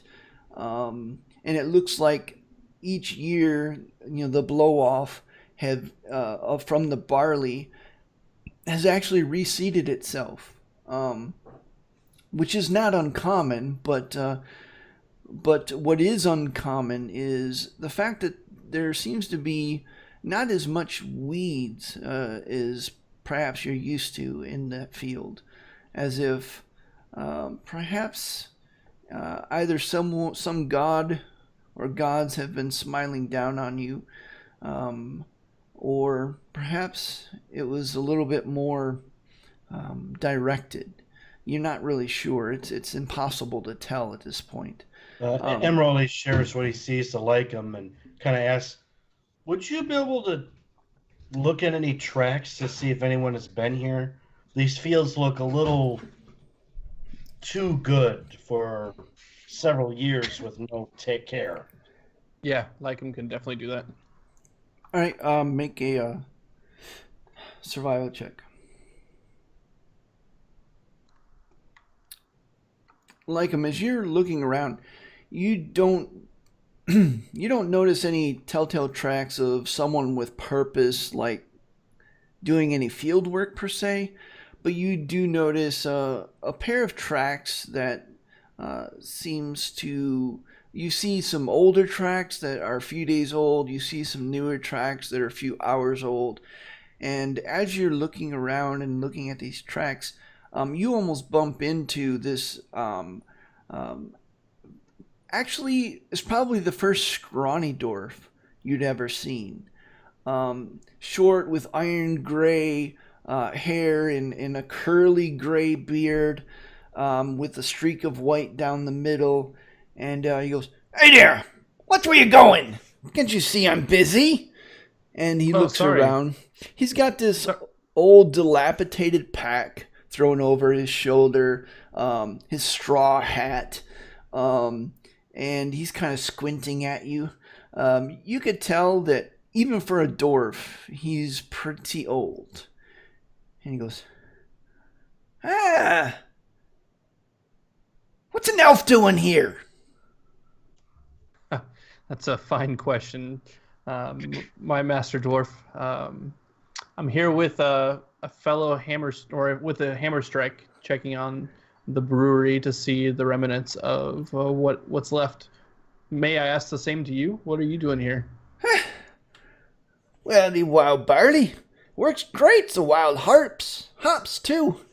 I just come by, grab a few things, and go. You see, I got this great bread recipe. It's wonderful. You take the wild barley and the wild hops, and he starts going into great detail on this bread. Your eyes glaze over after about 2 minutes. Emeraldi, you come up on them with this old scrawny-looking dwarf, lecturing Lycum on the finer points of some kind of strange amalgamation of hop barley bread thing. And he kind of stops and he looks at you and he squints at you and goes, "My, you're shiny! Where'd you come from?" I'm the heir to the land. I'm Emeraldi Hammerstrike. Who are you, dwarf? Huh? Emeraldi, you say? Well, what do you know? Some Hammerstrikes live after all. Indeed. Melania, my mother, is alive too. Well, you may call me Bakuto. Bakuto, what clan are you with? No clan? Bakuto! Bakuto! You've never heard of Bakuto, the greatest barley hop bread maker in all the land? I thought I might have overheard you give that elf an earful about bread. Yeah, well, he doesn't seem nearly as enticed or excited by it as I am. That's all right. I forgive you. He turns to Lycum, and then he throws around his pack and he starts digging out. He throws out a frog and then he pulls out a rat and he throws that off. No. Here you go. And he pulls out this little pouch and he opens it up and you see a bunch of wild hops in there, and mixed in with wild hops you see some wild barley kind of he pulled it off the stem and it's in there, mixed in there real liberally, and he shoves it right at you, Emeraldi. He goes, "Well, here, take it if it's yours." Emeraldi takes it in his hands, rubs it deeply in his hands, takes his nose with his hands together, and he just takes it a deep breath just to breathe in the aroma of the hops and barley. And it smells very rich, and you're actually surprised. In the mix of hops and barley there is not something that's common, especially not in the same field, and more or less it kind of gives this little bit of a earthy smell to it that's a little bit extra, if you know what I mean. So, fair dwarf, where are you living? Well, wherever I can land, I suppose. I like it here, though. And I have a business proposal for you.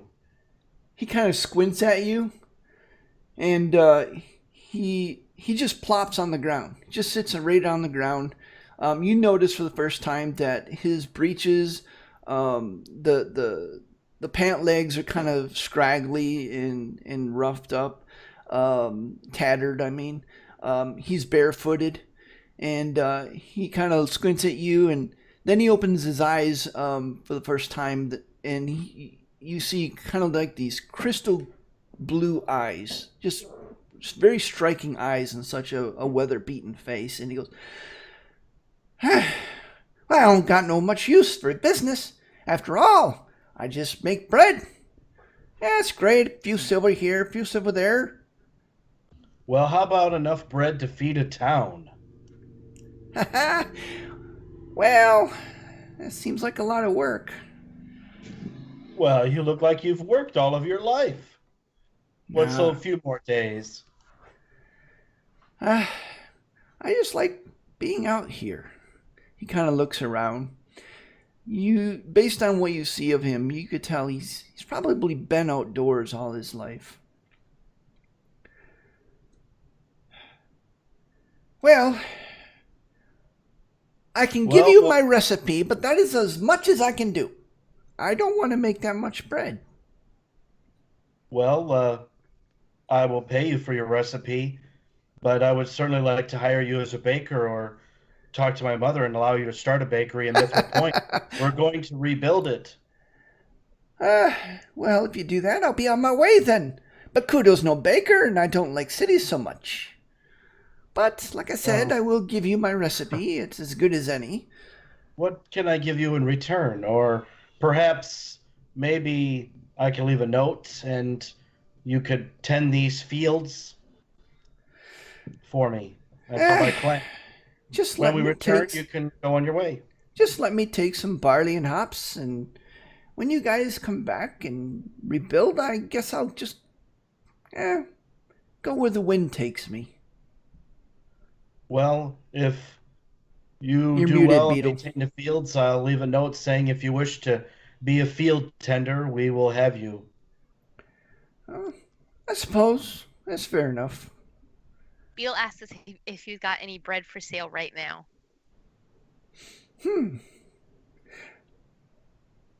Actually, and he opens his sack again, and he like sticks his hand in the sack, except for he's like rooting around there, and then he sticks his hand up to his elbow, and he's rooting around, and then he sticks his hand up to his shoulder, and he's rooting around. He's like, well, I know it's here somewhere, and then he just sticks his whole body in the sack, and you're surprised that his body like disappears up to his waist in his sack, this little knapsack, and then he like pulls out this piece of bread, and oh yeah, it's a day old, but it's good. He shoves it towards you, Beetle. Oh yeah, it's this dark bread, almost like the coloring of rye bread. That's a nice sack you got there. I recently came into one of those myself. I made it myself. Yeah, well, I made this one myself too. A couple of animal skins and a couple of animal gut threads. It's great. And a little magic. I have no use for that stuff, he says, and he puts his hand down on the ground. And about that time, you notice like a few tendrils of roots and flowers kind of spring from his fingertips. And he goes, "Oops!" and he lifts his hand. Lycum chuckles and he kind of imitates and does the same thing. But he also says, "Oops," and puts it away.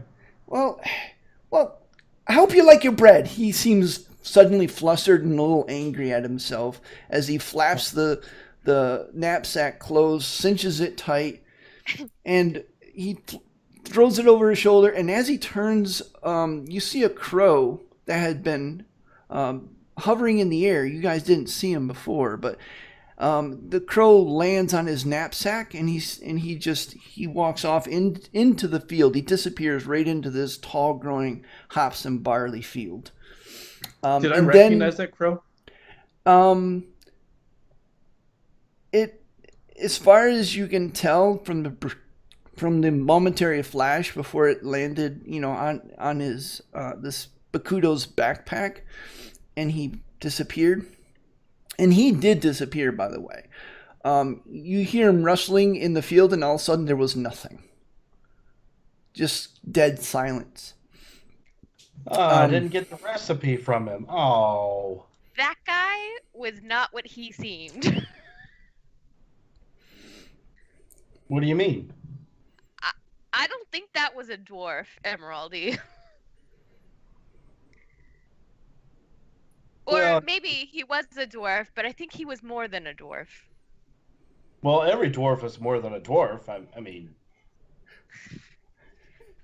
I think someone special has been watching over your fields and you just met him. That's all I'm going to say. yes. Well, let's try this bread he's got. It does smell very good, and we could eat some of it while we go over the brewery property and the house, my Hammerstrike house where I grew up. Before See you what do that, condition that- Emeraldi, What? before you do that, is this the field that you would like me to work on and try to help bolster for the next year? Or is there other property that you have? Emeraldi kind of grabs you by the shoulder, locates the nearest property stone, and goes, "Okay, see that stone right there? That's a property line."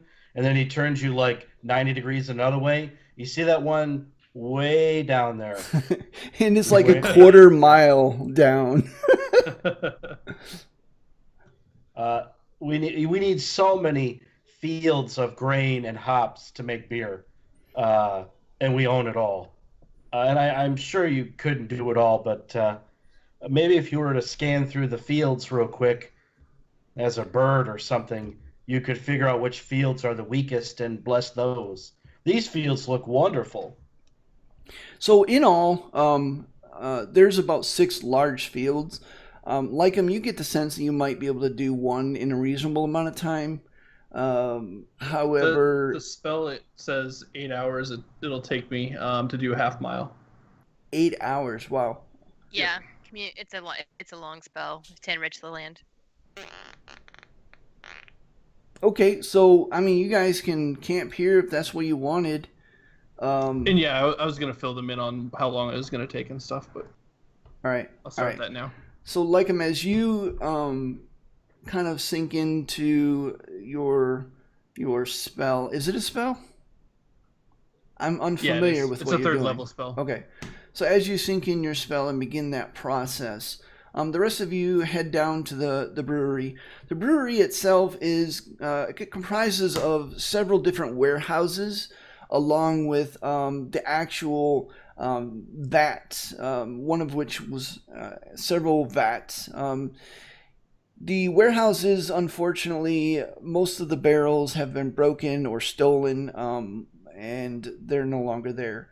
The vats, as you open the warehouse to the giant vats you use to actually do the aging process, part of the aging processes, the fermenting process actually, you smell this horrid smell, the result of too much fermentation by far.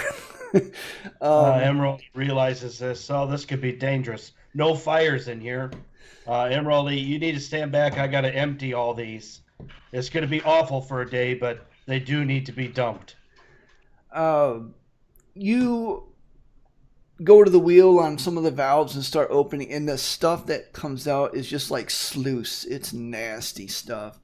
It is a very dark brown color, but it's not like a good tasting, good smelling, appetizingly brown. It's color. no longer Hammerstrike knee knock. It's Hammerstrike knee crap. That's about the extent of it. And you dump it all out and realize that perhaps you might have waited until you guys were ready to leave to do that, because now the area smells very horrid. Matter of fact, like them, some ways away in the field, you actually get a whiff of this stuff as the wind takes it right to you. And you swear your you swear your eyes kind of water a little bit as you get a whiff of it. The house itself, as you recall, was actually not made out of mud bricks. It was made out of granite cut stone. The house itself seems like it's very sturdy. The door is broken in, going in. Everything is in disarray.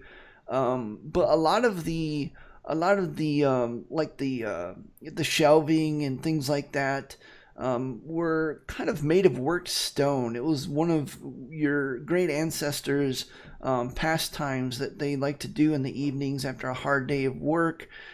He just kind of spent a little time with worked stones, and he actually came up with a system of being able to have stonework shelving and things like that, and actually many of the kitchen things, like you had stoneworked baking things and baking implements and platters and things like that that were Emeraldi kind of shows Beetle some of these kind of architectural features, hoping they might inspire her for some of her creations. And some of it, while simple, well, most of it is very simple, but some of it is like the shelf work is very intricate, surprisingly so. A lot of it, I would say about a quarter to maybe a third of it is kind of cracked, broken, smashed. But the rest of it is surprisingly solid looking. Of course, all of the things that were made of wood were not necessarily burnt, but smashed, broken, thrown around, strewn around the table, the chairs. The floor was a mess.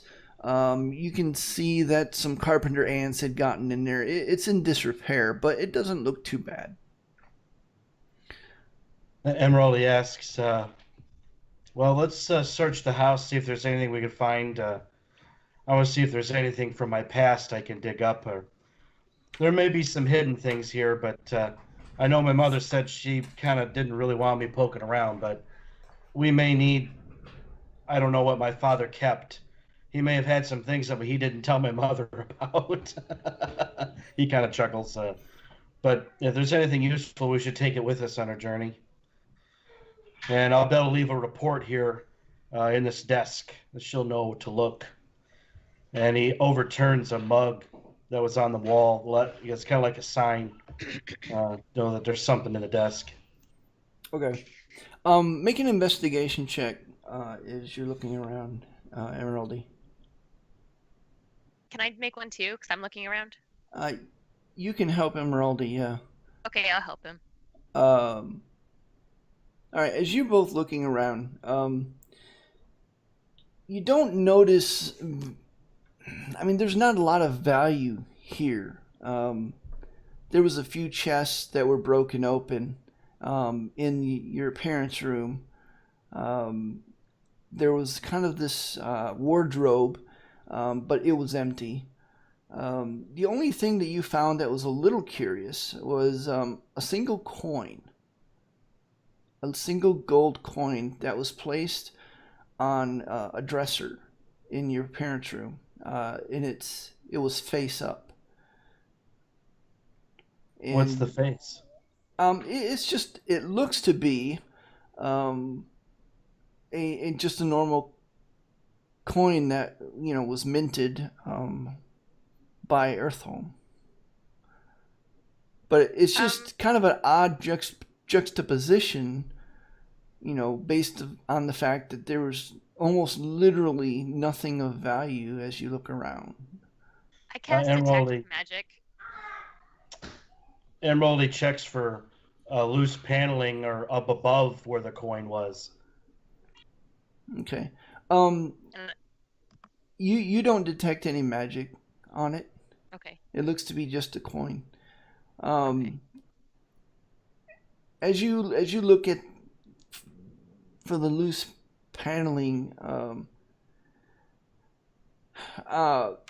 the wall just above the door, you see that there's a cut stone in the wall that has no mortar on it. Emeraldi points it out. Hey, look at that stone. There's no mortar around it. Maybe that's what the coin was pointing to. I'm gonna check it for traps. All right, make a perception check. You are reasonably. Yeah, there's no traps. There's no traps in the world right now. No, just kidding. Okay. I reach up and I pull the stone off once I'm sure it's safe. All right. Inside you see a leather pouch that's kind of pushed back in the recess. Emeraldi grabs it and anything else he sees in there. All right. No, that was it. Emeraldi looks, well, see what this is. As you open the leather pouch, you look inside and you see a troll fetish. What is this? Emeraldi pulls it out. What is this doing here? As you pull it out, the fetish actually, you recognize it almost instantly, as it's in the same manner as those fetishes or the totems that you found back in the hidden glade that was actually shielding you. So it's of that same style. Emeraldi passes it on to Beetle. Maybe we should check this for magic. I still got it up, so I do. It lasts for 10 minutes. You do notice a faint, a very faint aura of magic around it. What school? Divination. I turn to Emerald and I say, this might be some sort of tool for scrying. It's divination magic.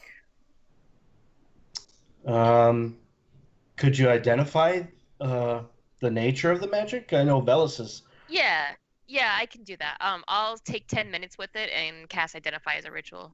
All right. And as you do so, you are able to quickly discern the fact that it is a type of scrying magic. Though not necessarily to see and hear, it's more of a, hey, here I am, hey, here I am, kind of like a homing device. Whoever is attuned to this item would know exactly where it is at any time. Interesting. I share that with whoever is around. Emeraldi kind of rubs his beard. Now, why would this be in this stone? And why is it in this house? Oh. You can tell it's been there for a few years. Emeraldi, someone must have put this here to target your family. Did they come here first to the brewery? Well, yeah, that's how it left. Wait a minute. Emeraldi sits down on some piece of furniture. Wait a minute. That would have meant that someone was in this house and placed that item in this house, as I think you're alluding to draw the trolls to attack here. We already know Ethlic confessed to as much, didn't he? Or your mother, he did to your mother, I think.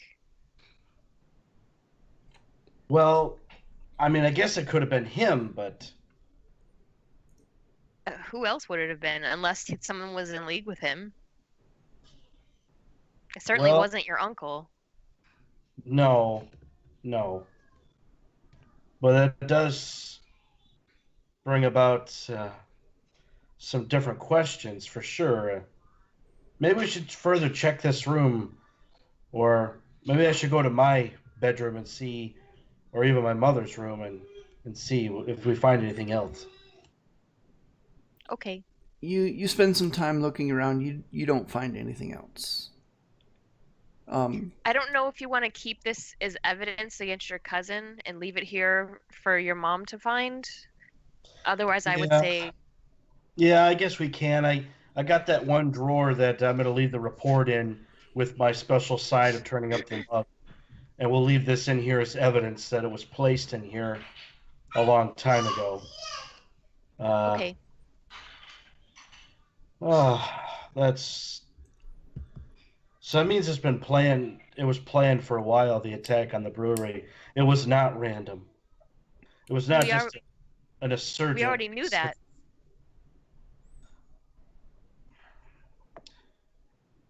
Yeah, I guess it's just hitting me a little bit differently. It's just a little close to home. Yeah. Yeah, I get it.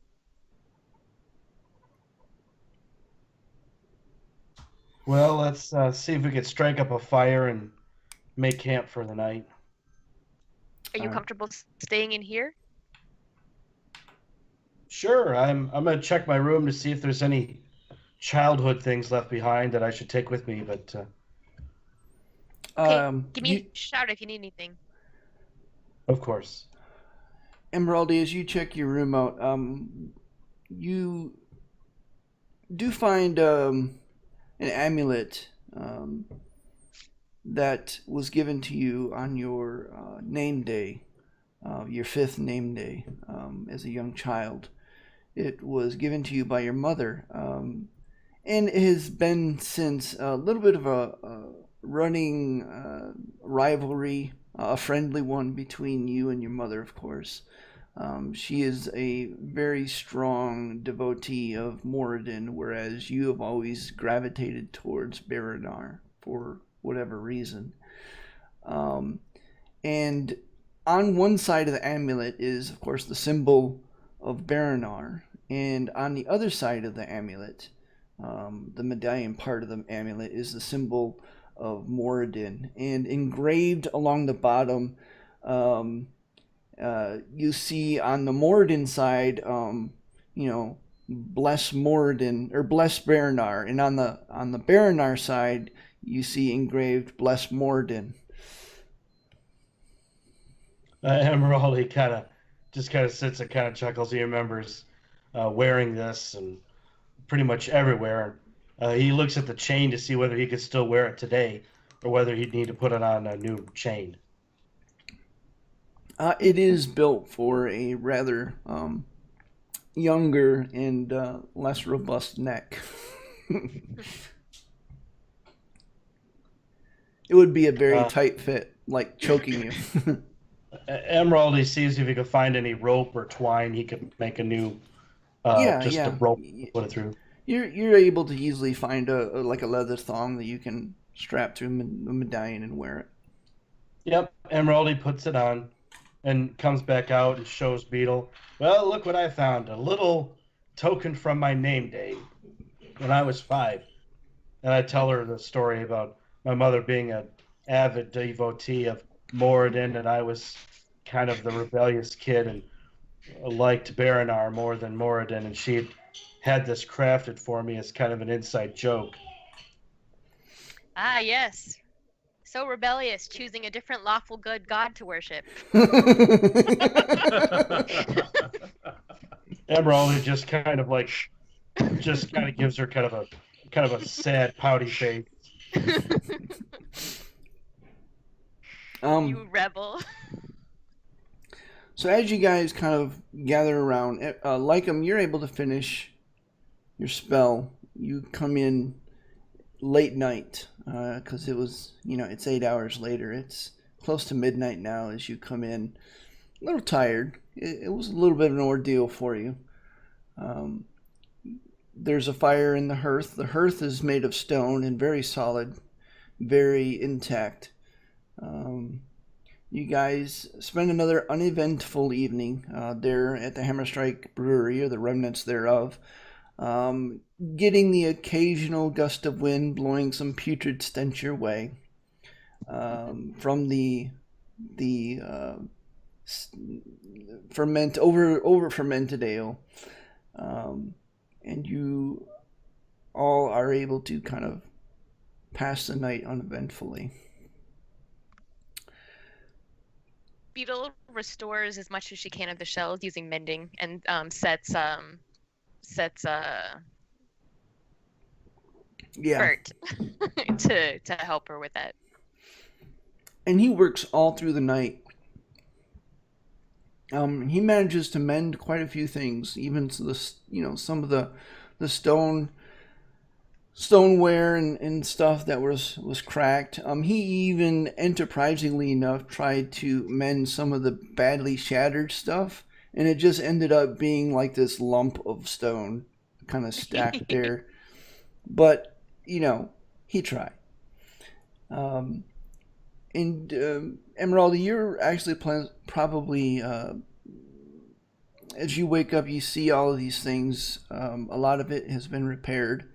Bert still tirelessly working away at, and now this is kind of a cracked platter that your mom used for bread.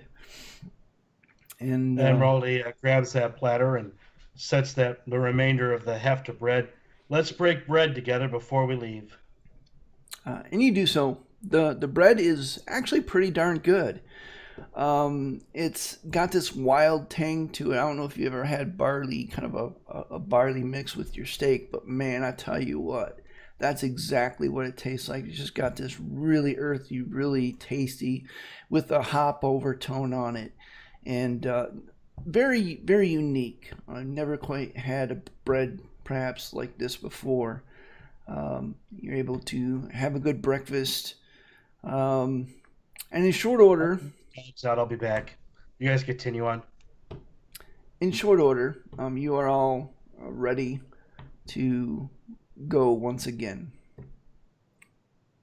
Can Beetle At the sign table- up? Oh, go ahead. Go ahead.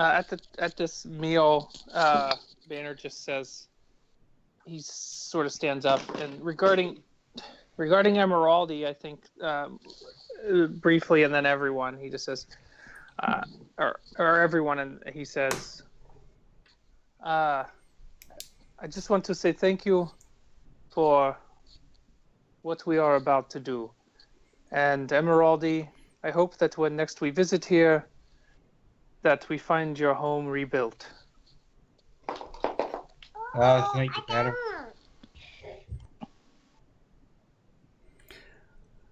All right.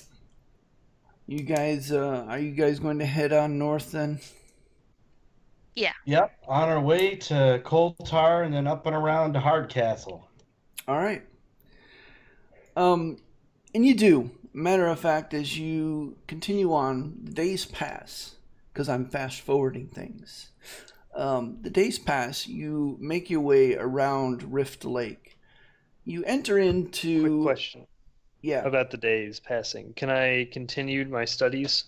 Yes, I'll get in the nights. Okay. I'll get to you in a minute. All right. So, what were you gonna say? I was just a similar thing where I'm trying to learn stealth. I'll be working with Beetle throughout those. Yeah, I want to few do days. some spell research too. Spell research for what? That one prayer for Baranar we talked about a couple months ago.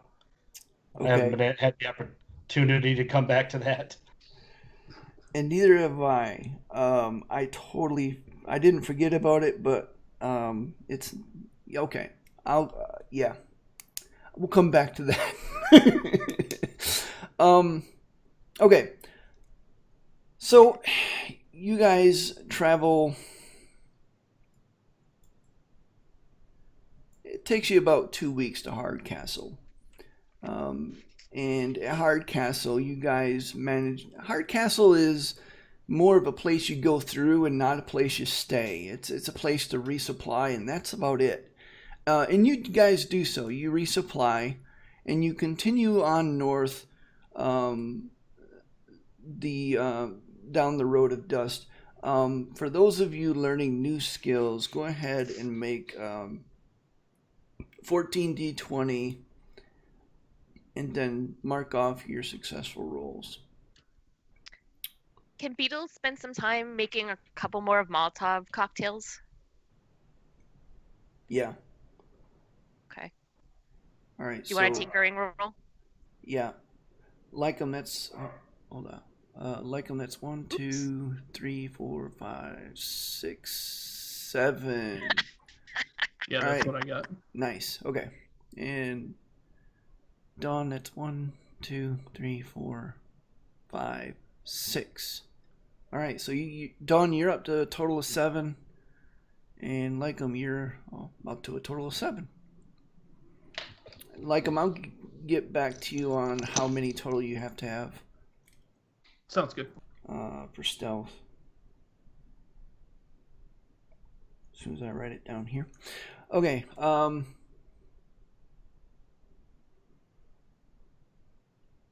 Yeah, you managed to make 2 more. Okay. Assuming you have the materials for that, right? Yeah, I bought more oil while we were in town. Okay. In my role, Brian, I missed it. it's there. Oh, yeah, okay.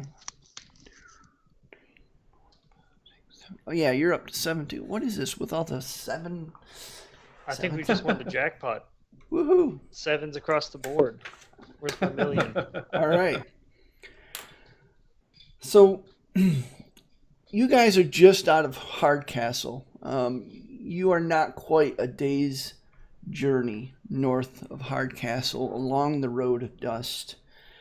And as you continue down the road, Beetle, you feel suddenly something lurch in your backpack, your bag of holding. Lurch? Yeah, like jump or lurch.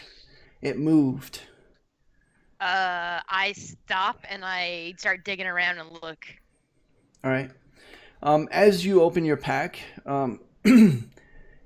the journey book comes to hand, and as your hand closes down around it, it seems to be vibrating. Okay, that's weird. What do you do? I already have it open. All right. As you pull out the journey book and you're about to open it, the book suddenly begins to smoke and grow hot. Smoke?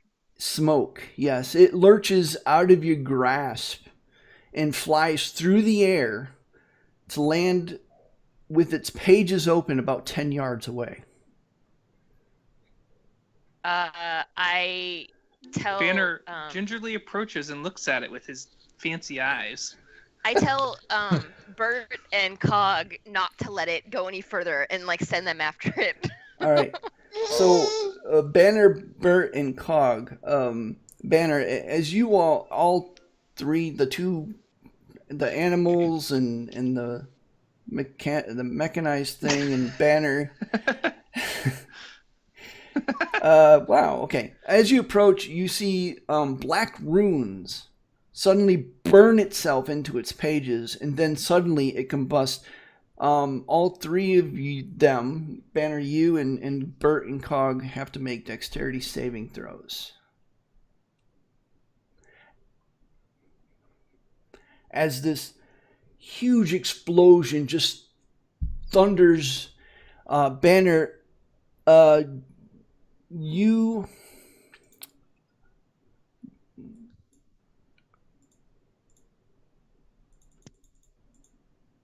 I need Bert's and Cog's dexterity saving throws. Okay. Hey.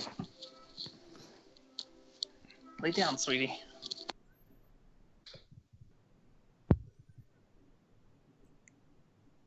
Okay.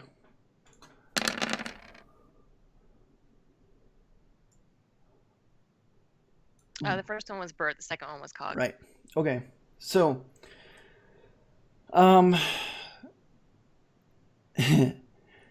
Banner and Cog both take 22 points of force damage, and you're thrown back 10 feet. Cog, I think, only has, what, 1 hit point or something? Yeah, 1 hit point, so he bounced so out. he vaporizes. He's just like, he was there one moment, and then a plume of feathers, like a puff of feathers, and he's just suddenly gone. Cog takes half that, 11 points of damage. Banner's body goes and skids across, arms flailing the ground. Cog also moves back 10 feet, but he's not knocked prone. as an explosion of arcane force throws you all back 10 feet and hurls dust and sod high into the air, knocking a few of you down in the process. When the dust settles, you see a deep crater where the book used to be. So deep, in fact, that you cannot see inside it. Emeraldi wanted to use this reaction to stop the 10-foot movement. Yeah, you weren't close enough. It was only those that that approached. I'm going to hesitantly approach the edge of the crater and concerned look inside Emeraldi of it. is going to rush to Banner and see if he's okay. Banner, what happened? Did I see the runes before it exploded in my face? Yes, but it was so quickly done that you weren't able to actually get a read on it. So he saw that there were runes, just not what the runes were. Yeah. You got enough. You saw enough to know that they were arcane runes of some type. I'm gonna look inside the crater. Dawn, as you approach the crater, being careful not to fall into it. As you approach the crater, before you actually see over the lip, you see like this plume of smoke kind of come up. And as you step onto the lip of the crater, you see the unconscious form of an elven woman with singed white hair and lined face lying in its epicenter. When the dust settles, you see a deep crater where the book used to be. And you notice that the robes that she wears, once fine, are now burnt and torn.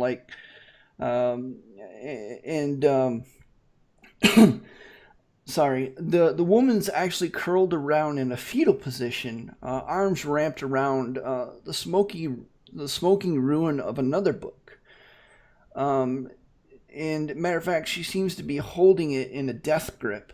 You notice, you recognize her as Councilwoman Beryl. Oh, wow. I rush to her side. Is she breathing? She seems to be breathing, yes. Do I recognize her? Dawn, yeah, you would recognize her. Who do I recognize her as? Veryl. You've seen her before. Right. She's the mage, right? Yeah. Yeah. She's the archmage from Everland. Well, what passes for an archmage in these times? Emeraldi, Lycum, Banner, you guys see Dawn kind of gingerly disappear inside the crater, and Beetle just kind of running up towards the crater after Dawn. I'm fine. Too. What's going on? It's What's Councilwoman down there? Beryl. Something really bad has happened if she's here.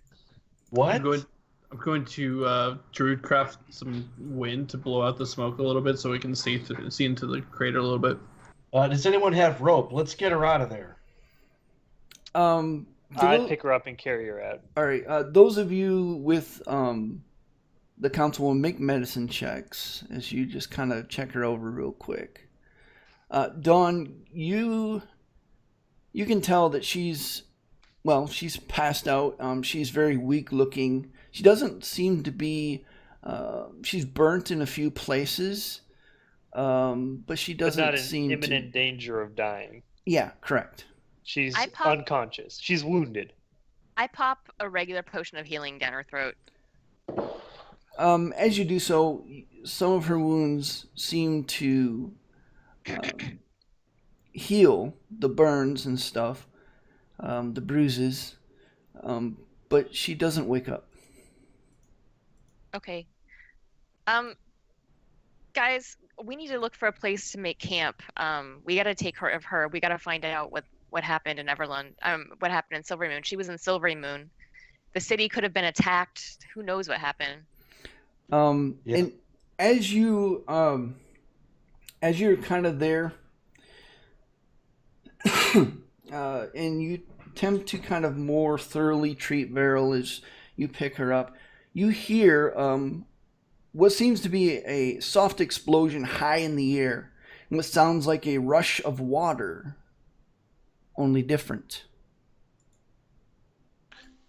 I think we should move, and I grab Councilwoman Beryl and start running. Looking up, you see 3 planar tears open through which tendrils of silver seem to trickle, much like water falling over a cliff. Through the tears, 3 huge ships made of wood with what looks to be a steel-sheathed prow emerge. You see ballistas lining its decks and yet more ballistas inset into the hull of the ships, pointing down towards the ground. Each instantly corrects its course towards your group. I'm losing your signal, Brian. Yeah, you just kind of cut out a little. Going through a tunnel? You can hear me better now? Yeah. Yeah. Alright. So all 3 of these ships instantly course corrects towards the group. You hear a faint thump, and a ballista bolt streaks downwards from one of the ballistae inset into the hull. The bolt streaks fire and lands a mere 5 yards behind you, and then explodes. What do you do? To the north, or to the west, excuse me, or the east, I'll get it sooner or later. It's one of those. The east is the Chandawood Forest. To the north, an empty road. To the west, a series of mountains. What do you do? Banner's the takes- forest and say, Banner's already let's take running cover. for cover with the councilwoman into the forest. Yeah, end of the woods. All right. How high up are the ships? They're fairly high, but they're coming and they're starting to descend right towards you. Can I Matter of fact, estimate an exact distance? actually make a perception It's check. important.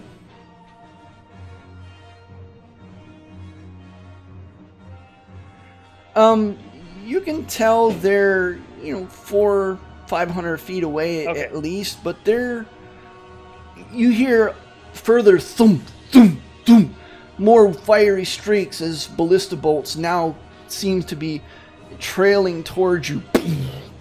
Do I recognize who these ships might belong to? They're- Possibly. Everyone make a perception check. We know that the Githyanki were involved previously. Beetle assumes Oh. this is them. Oh, nice. So Emeraldi, everyone but Beetle and Banner, you making a Banner's already running.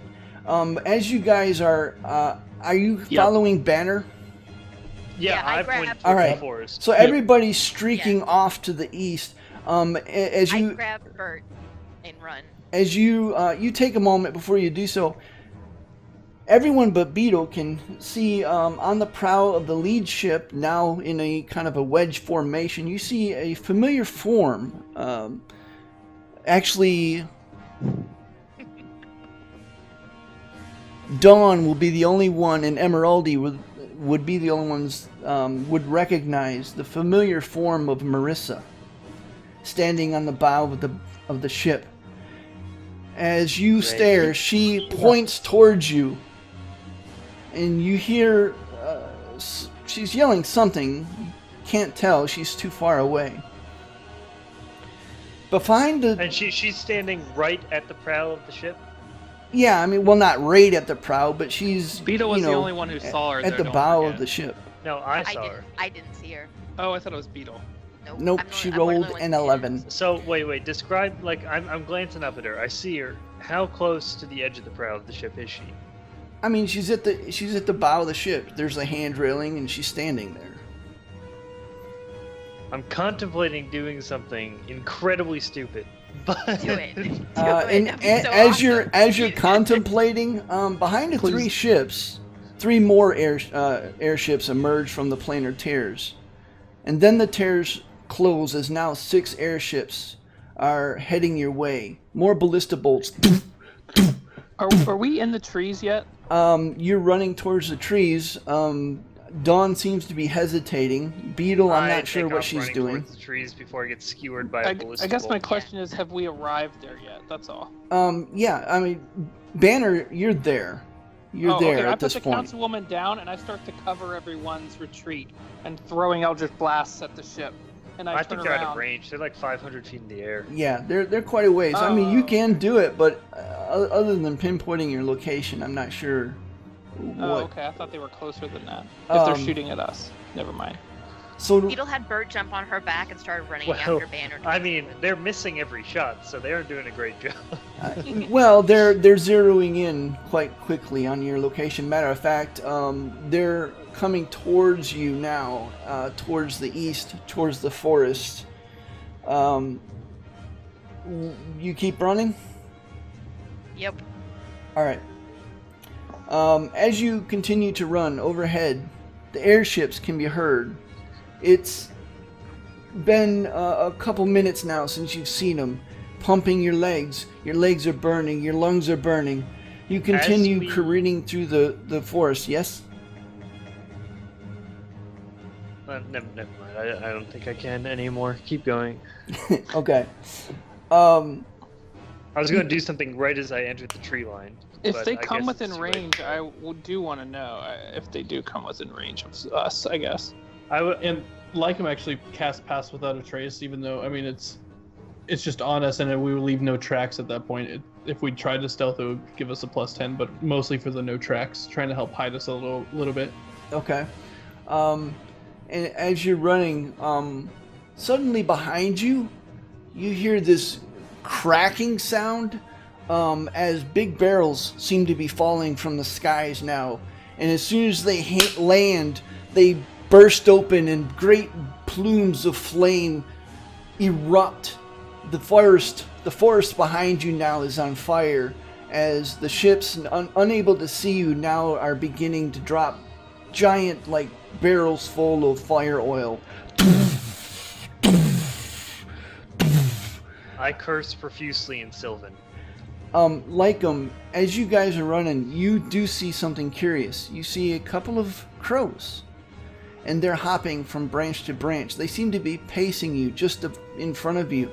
And then one of the crows, and then both of the crows start hopping off to the left. I start to steer us towards the left. All right. As you do so, go ahead. No, you're good. As you do so, you do follow the crows for another few minutes. You are all, everyone make Constitution saving throws as you've been running like crazy now for about 5 minutes. Use Tides of Chaos on this to give myself advantage. I didn't need it, but it was useful just the same. All right.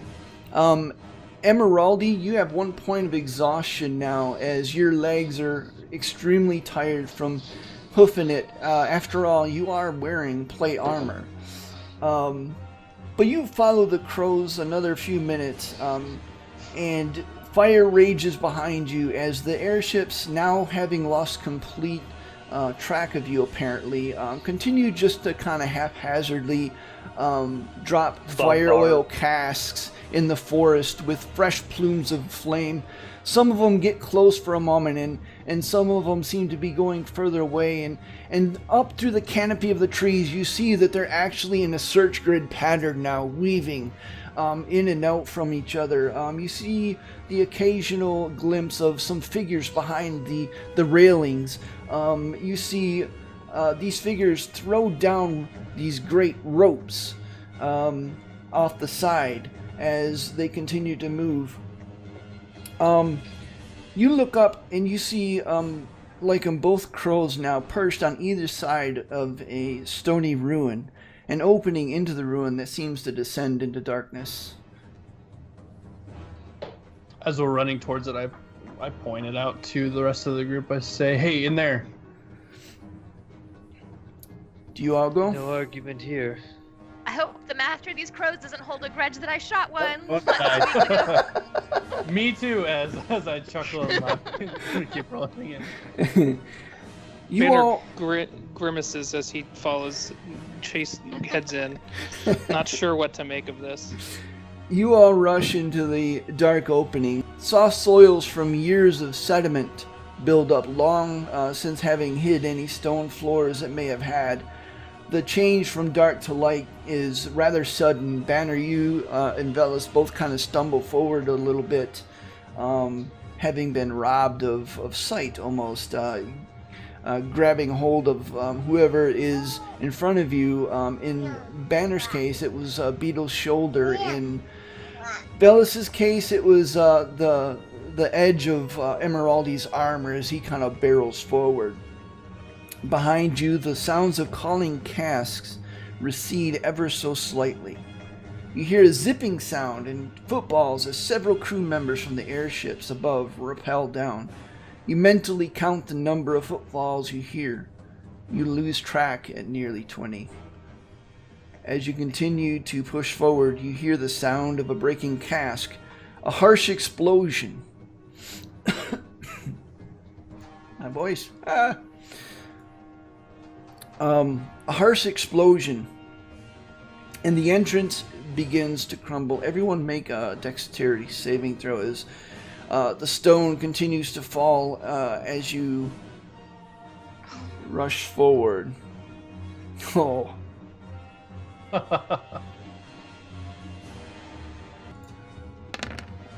Alright, you all take 5 bludgeoning damage from falling stones as now the light and the entrance is now closed off, leaving you in the silence of some dark ruin, unsure of where you are, only sure that you barely perhaps escaped a very hideous experience. And that's where we're going to end tonight, a few minutes early. That concludes this episode of our Forgotten Realms D&D campaign. If you have enjoyed this and other episodes, please remember to hit the like button. Subscribe to this channel if you want to see more. Follow me on on Twitter. It's Wraithkind. And all those links are down in the description of this video.